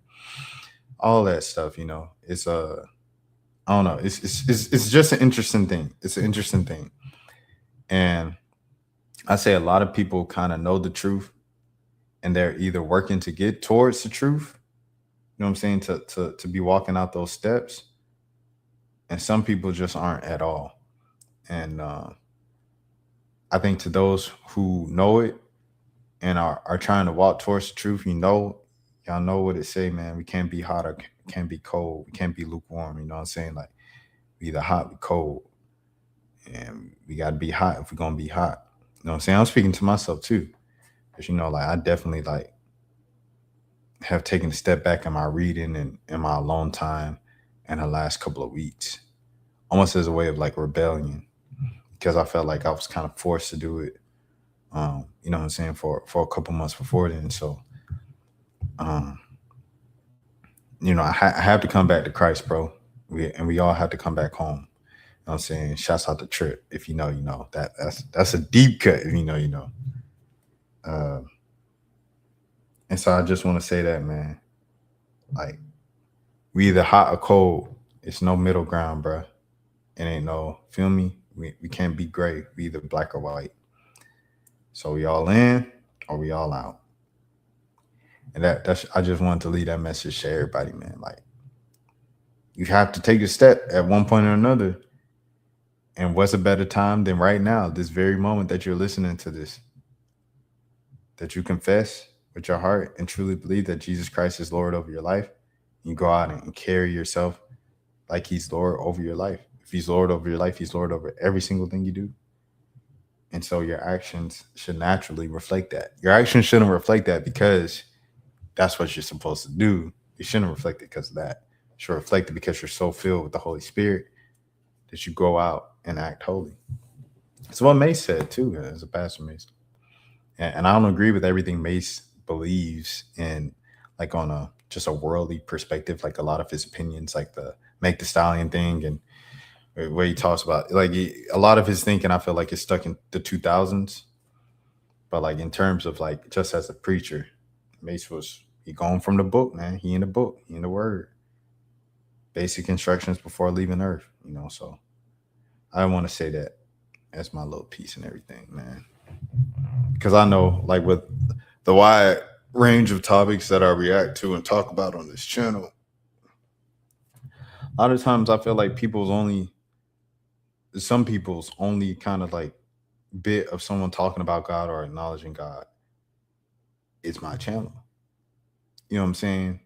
In the midst of me jumping around and, discussing like kind of the craziest stuff, is me mentioning God and talking about how God has changed my life and how much God means to me and how much I'm striving to be a better man of God and denying myself daily to take up his cross and to be better than I was yesterday and to, not waiting to get right and getting right. You know what I'm saying? So I don't know, man. I think it's just important it's the most important thing I can ever say in life. So yeah. All right. Whew, bit emotional. Next thing, MPJ called the cops on Selena Powell because she like gave up his address.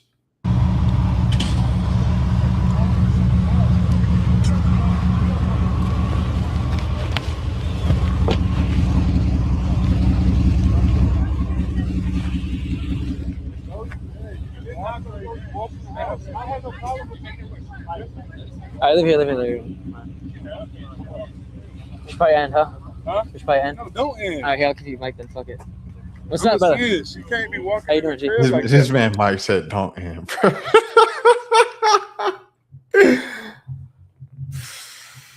So she walked in your crib?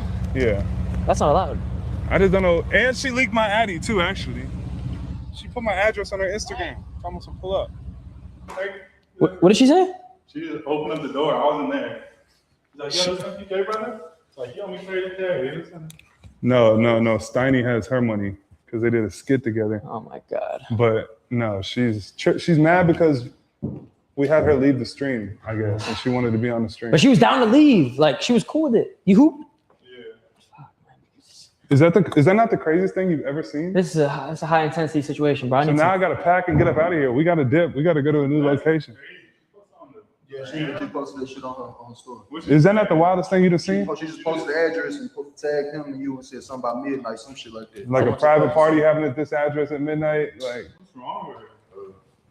Don't you think that's wild though? Wild as fuck. I don't play about none of that shit like that. I'm straight for cautionary and shit like that. Yeah, nah. That's what I'm saying. Like, bro. What's happening? Still going? I'm just saying, like, I'm curious. Bro, I feel like she did like, huh? Oh my God, I thought that was just me. I thought it was Selena Powell. Holy shit. No bad blood? Nah, So bro. you That's what I'm saying. I don't know why she's crashing out on everyone. So you think you got to make sure this is all. That's what I'm saying. It's yeah, a lot brother. of Holy jewelry. fuck. Okay, here. You mind if I touch your clothes? Yeah. I'm gonna help you take some shit down, bro. Good looking, dog. I got you, bro. Cause I'm thinking, bro, if my brother wasn't here, she would have been all through this crib. Yeah, she would have taken everything, bro. She would, that would have been all bad. I can't believe she crashed out on us like that. Nah, you got the worst end of the stick, brother. Huh? You got the shit end of the stick. Are these clean? Yeah, all that's clean. Why did I get the bad end of the stick? Cause your address got leaked, bro. I know. You only got one 2K or you got two or more? Shit. Neon ain't Hey, man. open with nothing. He just take all the clothes. Neon just take all the clothes and threw it on the bed, bro. You ain't help with nothing, bro. I guess that's one step closer to putting it in a suitcase or a bag, but geez Louise, you ain't help with nothing, you. Where are you staying at? What hotel? I'm staying in a B&B. This man right here, bro. But yeah, I mean, for MPJ, like y'all know where I stand with MPJ. If you're new to the channel, my name is Rashad Milligan. This is your Road to 10K subs. I've inducted MPJ into the first team. You know what I'm saying? First ballot, all stupid Hall of Fame. You know what I'm saying, for sure. And I did this a while ago, a couple years ago. But I mean, with that being said, he knows what's going on. Like when she leaked the address and he's like, I got to get out of here by midnight and stuff like that. I will salute on MPJ on that. Also, a dumb thing though, like you let Cindy Powell into your crib, bro. Like, you know what I mean? Like, y'all know what's going on with her. Like, she literally famous pretty much for just exposing famous people that she's been with. Like, that's all she does, is expose. Like, that's how she stays relevant. She just exposes them.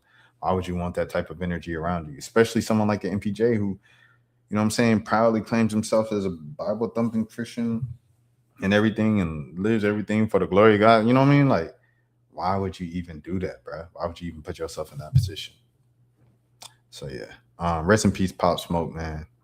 Your address is a very, very, you know what I'm saying, thing that you need to protect, bro, for sure. All right, let's go to the next scene, man. Kid Cudi gave him tickets. He gave a fan tickets on stream. That Maui Wowie. That Maui Wowie. Sure. You gonna take care of it. Julius, thank you so much, man. Yeah, of course. Are you trying to come to the show tonight? I mean, I Are don't you have working? a ticket. No, we'll get you tickets. You get me tickets. Yeah, we'll take care on of you. everything. Yeah, we'll take care of you. Bro, I would love to go to the show. Okay, bet. Buddha, can you get Julius? Can you get me and my mom in? Absolutely. Yeah, no problem. Dude, heck yeah, Absolutely. I would love that. No I problem. appreciate We that got so you. much, You held bro. us down, man. We got you, bro. Of course, can I get a picture as well? Yeah, let's do it. My boy should have got a stream pic. Sure. You gonna take care of it. Julius, thank you so much, man. Yeah, of course. Are you trying to come to the show tonight? I mean, I Are don't you have working? a ticket. No, we'll get you tickets. You get me tickets. Yeah, we'll take care on of you. everything. Yeah, we'll take care of you. Bro, Yo, shout out Kid Cudi, man. You know what I'm saying? I still don't shop at Target. You know what I mean? But this was a nice moment, bro. This was a nice moment. That Maui Wowie, that Maui Wowie, I'm at it, that Maui Wowie, that Maui Wowie. Fred Hampton. Walking out of the office and looking through a little clearing over on the next block, which was right in front of the Monroe Street address, and seeing a lot of police cars over there. And at that time, Bobby Rush came to the office. He had just come from over there, or maybe the coroner's office. In any case, we walked back over there, and we both were speechless. We just walked through the house and saw what had taken place and where he died, and it was shocking. And then I just began to realize that the information that I had supplied leading up to that moment had facilitated that raid. I knew that indirectly I had contributed, and I felt it, and I felt bad about it. And then I got mad, and then I had to conceal those feelings, which made it worse. I couldn't say anything. I just had to continue to play the role.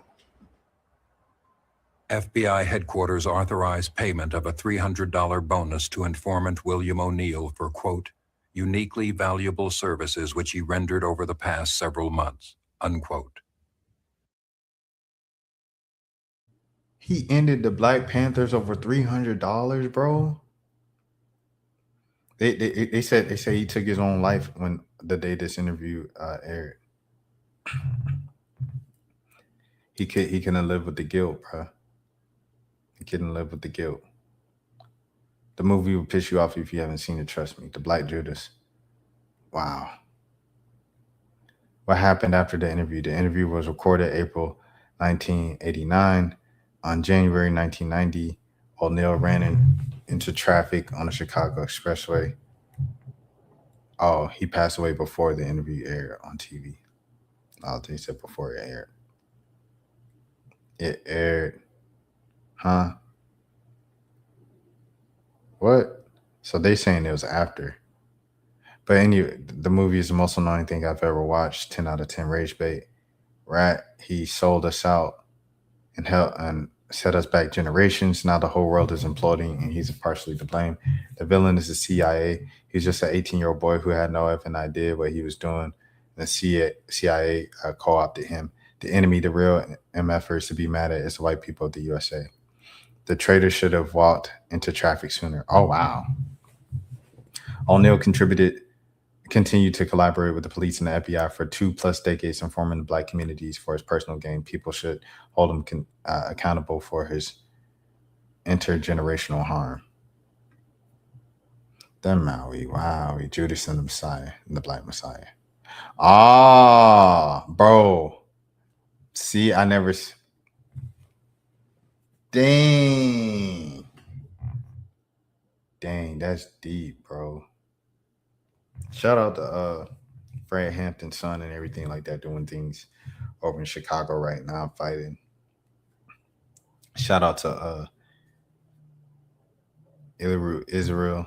You know, my people out there, my people out in Inglewood, over there in the Chi. Shouts out to the West Side, man. Shouts out to Saba. Shouts out to Chicago, man. I got to get back up to Chicago. I wanted to go to Chicago to visit Michael Jackson's house, and it just never happened. All right, let's go to the next thing, man. Delonte West. What? You got me on video? Yeah. Mom, you need to keep putting me on video, Mom. Man, this is not going to help somebody send us more money, man. Keep me off the video. Just say hi to everybody. I ain't saying hi to nobody. I'm a grown man, man. Dang. My boy speaking so clear, bro. He's speaking so clear. He's smiling, dribbling the ball. Mom, you need to keep putting me on video, Mom. Man, this is not going to help somebody send us more money, man. Dang, my boy clean, man. My boy clean, boy.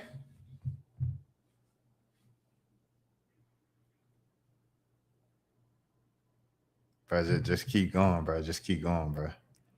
Just keep going, bro. Like people talk about the highs and the lows, the ups and downs, sober, the relapses, everything like that. Just keep going. Just keep going, Delonte, bro. You could do it, bro. I believe in you, bro. Boy, Delonte doing good, bro. Doing well. Here we go. Rage talking about why he didn't join core. Join core. Look. Listen. I want nothing but the best for my boys, for my lovers. I hope my boys succeed. And if they knew I wanted to be in a group right now, of course, they would have welcomed us with open arms, chat. That's our brothers for life. But they know that's not where my heart's at right now, gang. I don't want to be half-assed. I don't want to be there once every month and shit. Are you even in core? Gang, let's leave it to the niggas that's going to be there full time and can really put their heart and everything into it, gang. You feel me?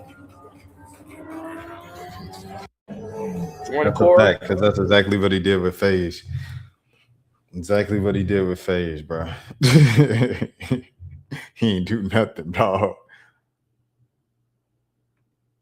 What do you mean? You're always in. You just didn't. The core is like who's in the house. Making me horny, nigga. So wait, hold on. So if I'm in LA, you're in forever if you want to be wherever. Why are you acting like so dumb? But why aren't you gonna even want that? They're gonna say, "You're on my ass already." They're like, "You're not allowed." Bro, I saw tweets. They were like, "Y'all don't want K-Sign Rage." It's like, of course we want. No, they was roasting me. They were like, "Yo, they fucking changed the keys on the fucking dome, nigga. You kicked out, nigga." No, you see the truck? What truck? Thing? Yes, I just did it. Did you do it? No, I didn't. Please do it. I was dead drifting on that shit. Who could do it for me? How do I get it? You just gotta talk to a Red Bull person, bro.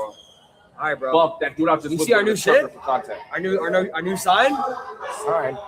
This shit's hard. No, the core. Whoa, no, that's not core sign, gang. No. Big core. No.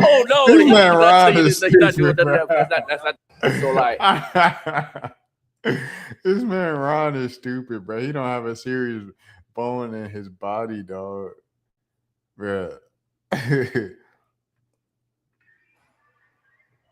Yo, quiet! Quiet! Ron, dead answer. Bro, Ron, is dead serious. I can't hit him. I don't want to. Can I open a little bit or no? Bro, we just gotta. Hold on, they're talking, bro. Yo, every single time they talking, y'all talk. Mute it. Crazy, bro. Yo, quiet! Look at them in this big mansion. Crazy with these book bags, with these streaming book bags. Crazy, dog. Crazy amount of money, man. Next, Lacey arrested. No, I have not drank all night. I've been live on stream for the last seven hours. So I have. That doesn't mean anything. It does. If I've been on camera for 7 hours. I just don't understand. This isn't a warranted search at all. You pop the back for me. The trunk? Yes. There's a button on it. Yeah. There's just golf clubs in the back.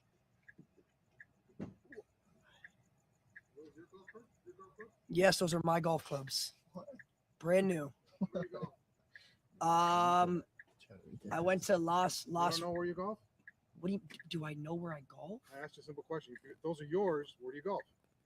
I went to Las. I just moved out here. I went to Las Robles the other day. I think it was called. So you don't golf here locally?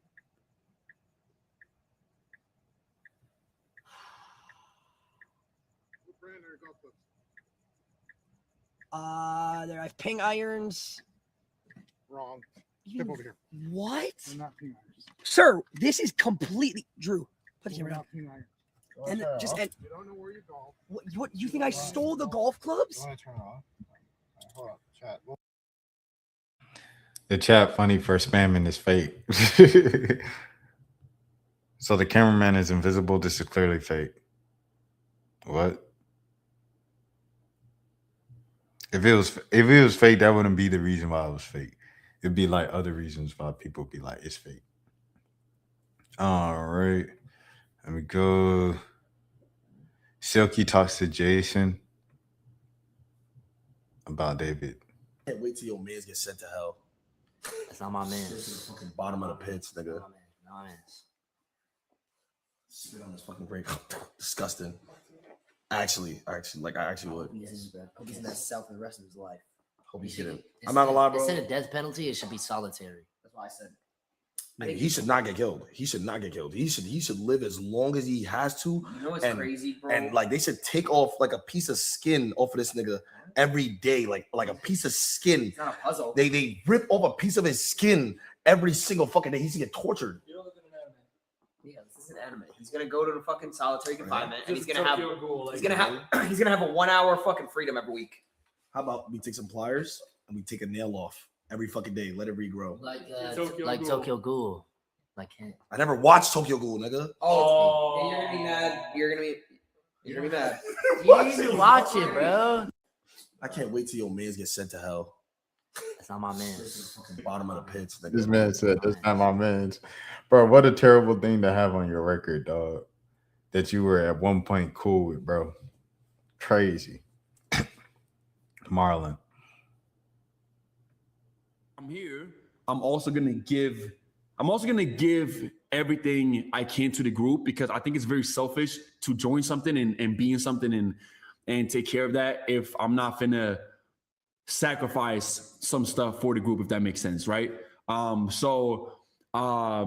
Yeah, I made a flight back. Literally, I texted Celsius, my contact, and was like, please, I just need to go back for the stream, even if that's for an hour or two, whatever it is. It shows my community, shows their community, shows the group just in general. Honestly, the group the most that I care about this shit and I take it very seriously. If I'm here, I'm also gonna I never really watched a Marlon stream. I didn't realize how thick his accent was. Like, you know, he from like Europe or whatever. I didn't realize how thick his accent was. So he left F1 in Miami to go stream with them to show that like he's a part of the group. Same reason why Rage said he didn't want to join the group because he said he'd barely be there for stuff like that. Not only that, but we create, own, and Fuck run. you! Oh, hey, that's though. yeah, that's smooth though. Create. Before, okay, I like that. Yeah. Yeah, everything is ours now. So anyone out there thinking, oh, we're getting our shit paid for, we pay for every single thing here. Yes. And every single dollar that comes in comes go straight to the group. It's completely in-house. Zero outside acquaintances. 6 of us, 6 splits. Not only that, but Shout out to that.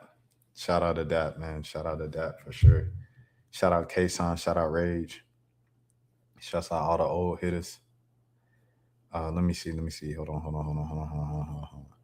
I'm at the end of the stream. It's the last couple things, but is a couple things that I just want to see since I'm here. Like I might as well pull it up right here on stream. Like why not? Let me see K-Son. What K-Son say?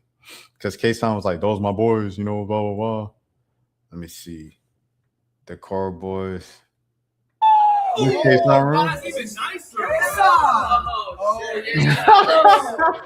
You got like the evil professor. Actually, yeah. He did say that because he had to put his clothes in. Yeah, closet. Because you had that whole room. Set up the door. Exactly. If you get thirsty, there's a water pipe right behind you too. A lot of ventilation. Yeah, good AC. A lot of colors too. Soundproof too. It's all concrete. The lights. Maybe we can install some windows. Maybe get some. No. Give it up for K-Son. This man right here.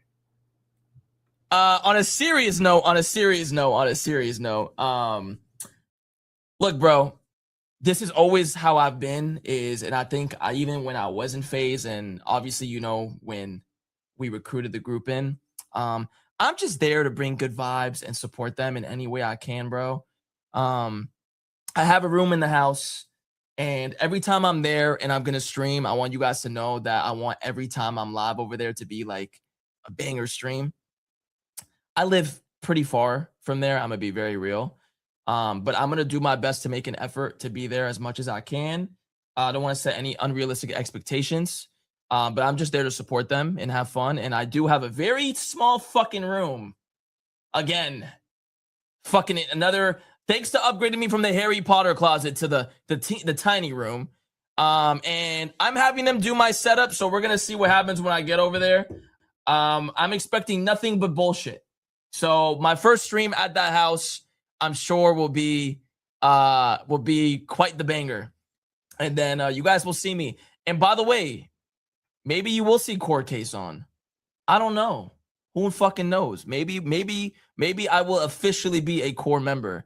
But you know, I wanted these guys to have their shit and start their shit. And you know what I mean? Like this I'm really happy for them, bro. Really. I'm very happy for them. I wanted, you know what I'm saying? Like this is their shit. And you guys will see me in all the YouTube content. You know what I'm saying? You guys are gonna see me in definitely any YouTube video. Oh, dude, what's buddy name that's the Suns fan? He had me rolling during the whole playoffs. I believe he like one of them OGs with the old phase boys and stuff like that. He had me roll. That's just a side note. I know it had nothing to do with nothing, but yeah. Okay, so that's the core boys. Okay, that's what's up. Salute to the core boys. Best of luck to y'all young boys. I was just looking like these boys have so much money. Like you look at K-Sean's setup and he said, I live pretty far from that house and they gave me a small room. I can't believe they. I'm like, bro, that big old mansion, man. These folks just got money. They just got money just to have money. Man, we get into the money soon. Best believe. April was a good month for me. We got to keep it going. We got to keep it going. Because I spent a lot in April, so it evened out. So I don't have any more money than usual, even though I made more money than usual. But look, though, I like the way that I spent in April. I want to spend like that every month. So, you know what I mean? I got to make more. Let's get it. You can't. Hey, I'm doing 3 streams today. You know what I'm saying? Like, comment, subscribe. Hey, bro, 10K to. Everybody can't go. Like, everybody can't get on your boat. Even if you want them to get on, some niggas want to get on just to see the water. They don't want to do shit for the boat. But that's an extra body on your boat. That's weight on your boat. Think about that. Too much weight on it. Going under, man. Too much weight limit on this boat. So you have to be a little bit strategic of who's getting on that boat. You have to. You got to give to get. Get on the boat and provide, my nigga. You can't. Everybody can't go. Bro, that's like a fact. Shout out to Benny the Butcher too with the album Everybody Can't Go. He said, God, please surround me with people with this mindset going forward. That's a fact, man. That's a fact, bro.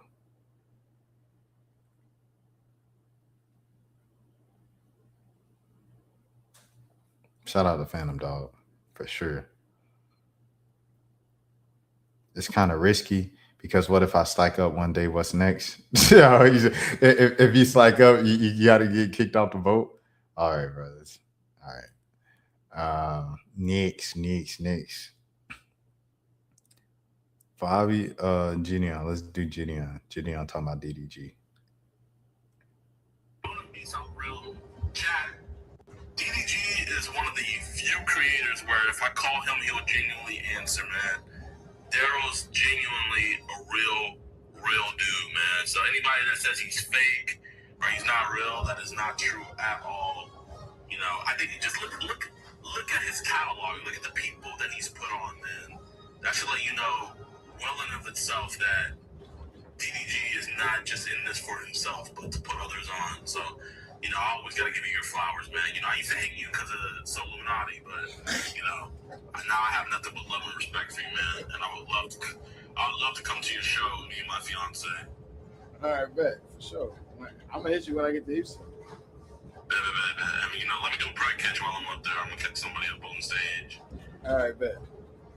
All right, my man. Have a W shirt, man. All right, bro.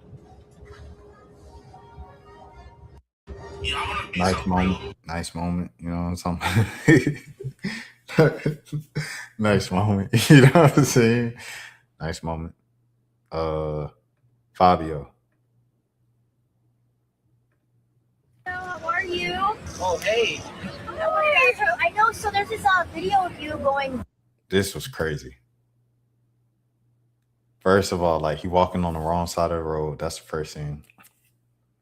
Second, the whole fit is crazy, dog. Stopping to answer the questions from the paparazzi, like, And the paparazzi even asking him questions like he's actually Michael. Is like this man became famous just because of his like level of delusion and dedication to the bit of being a Michael Jackson impersonator that the family clearly does not respect, bro. Viral with you meeting Jafar. How did that? I mean, what was the encounter like? Gosh, it was really just amazing. Really, it was just such a feeling. And then we shook hands.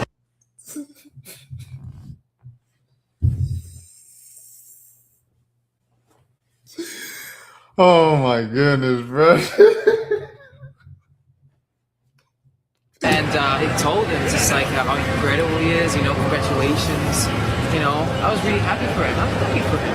Oh my gosh, do you think he embodies Michael and everything? Yeah, like, you know, the movie? Yeah. Have you been able to see it? I have not been able to see it, but I am excited to see it. Okay. I mean, since the movie has came out, I'm sure, I mean, the way you look, have you been more booked and busy now? Have like for appearances from people that want to meet you? Oh yeah, very busy actually. I've had the pleasure to work with Kanye recently. Oh my God. Okay, so I saw that. How did that all come about, or how did you get the Kanye? Right here, bro. Sorry, dog. Call. Someone reached out to me. It was a miracle. It was a miracle, really. Yeah. Great honor. Yeah. Really just, it was a huge honor, of course. I'm a fan of him as well. So what was it like meeting him? Like meeting him, you know, we met like really briefly at the end of the shoot, you know, and it was just like very, very small talk, and it's just a really kind guy, Such a humble guy. Very humble guy, Such a humble person. really amazing person. Really like. I know. So since the movie had Kanye West? like he nice, but humble. you know, came out, have there been any weird encounters from fans?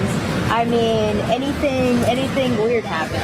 Because I mean, you know, I have a story.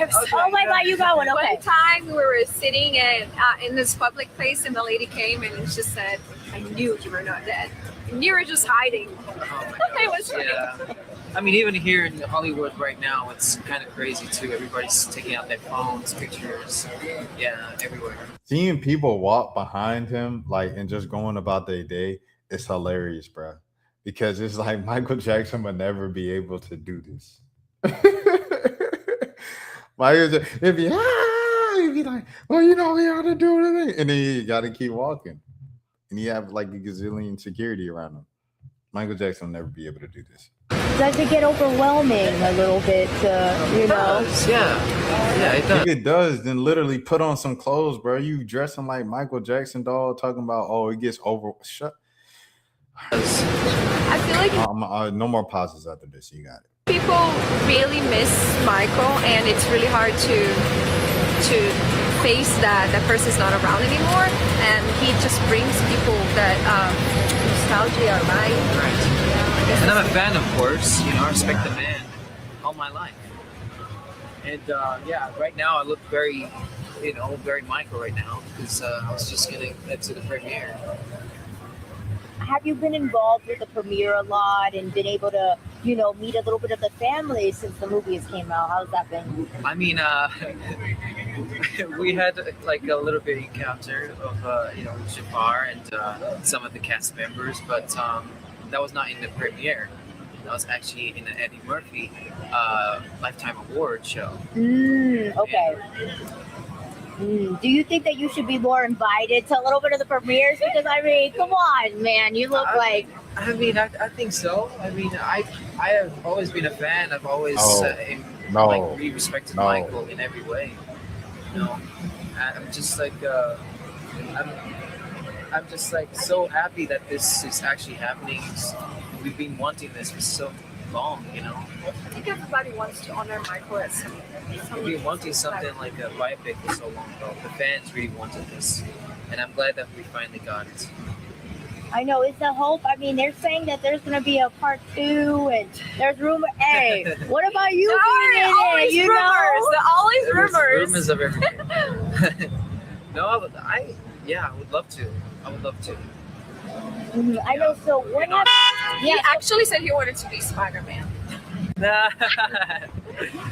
I know. So what have you been working on recently? Anything new that you've been working on? Had a baby. We had a baby. Oh, okay. What is the baby's name? Anakin. Oh, okay, cute. Okay, I love that. So that's being like our priority.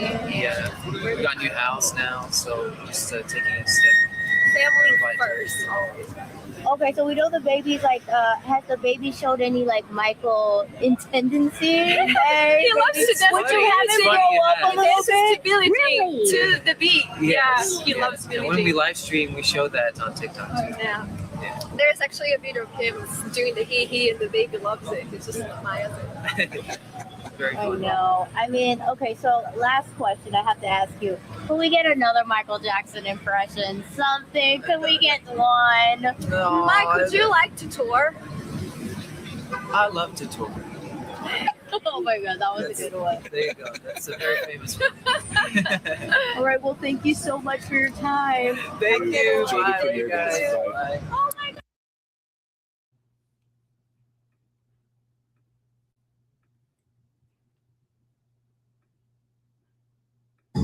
Dripping on the tree. Everybody sing. Mr. Why? Y'all have a beautiful day, man. My name is Rashad Milligan. If you are new to the channel, this is the road to 10K subs. As always, have a good morning, have a good afternoon, have a good evening, have a good night, have a good day. If nobody else told you today, I care for you. I will see you again soon. Peace out. Rashad, why you Anyway. didn't hit me up? What's up, Rashad? Hey, Rashad. What's up, Rashad? Thank you, Rashad. Brother, I love you, brother. What's up, Rashad? What it do, boy? Hey, Rashad.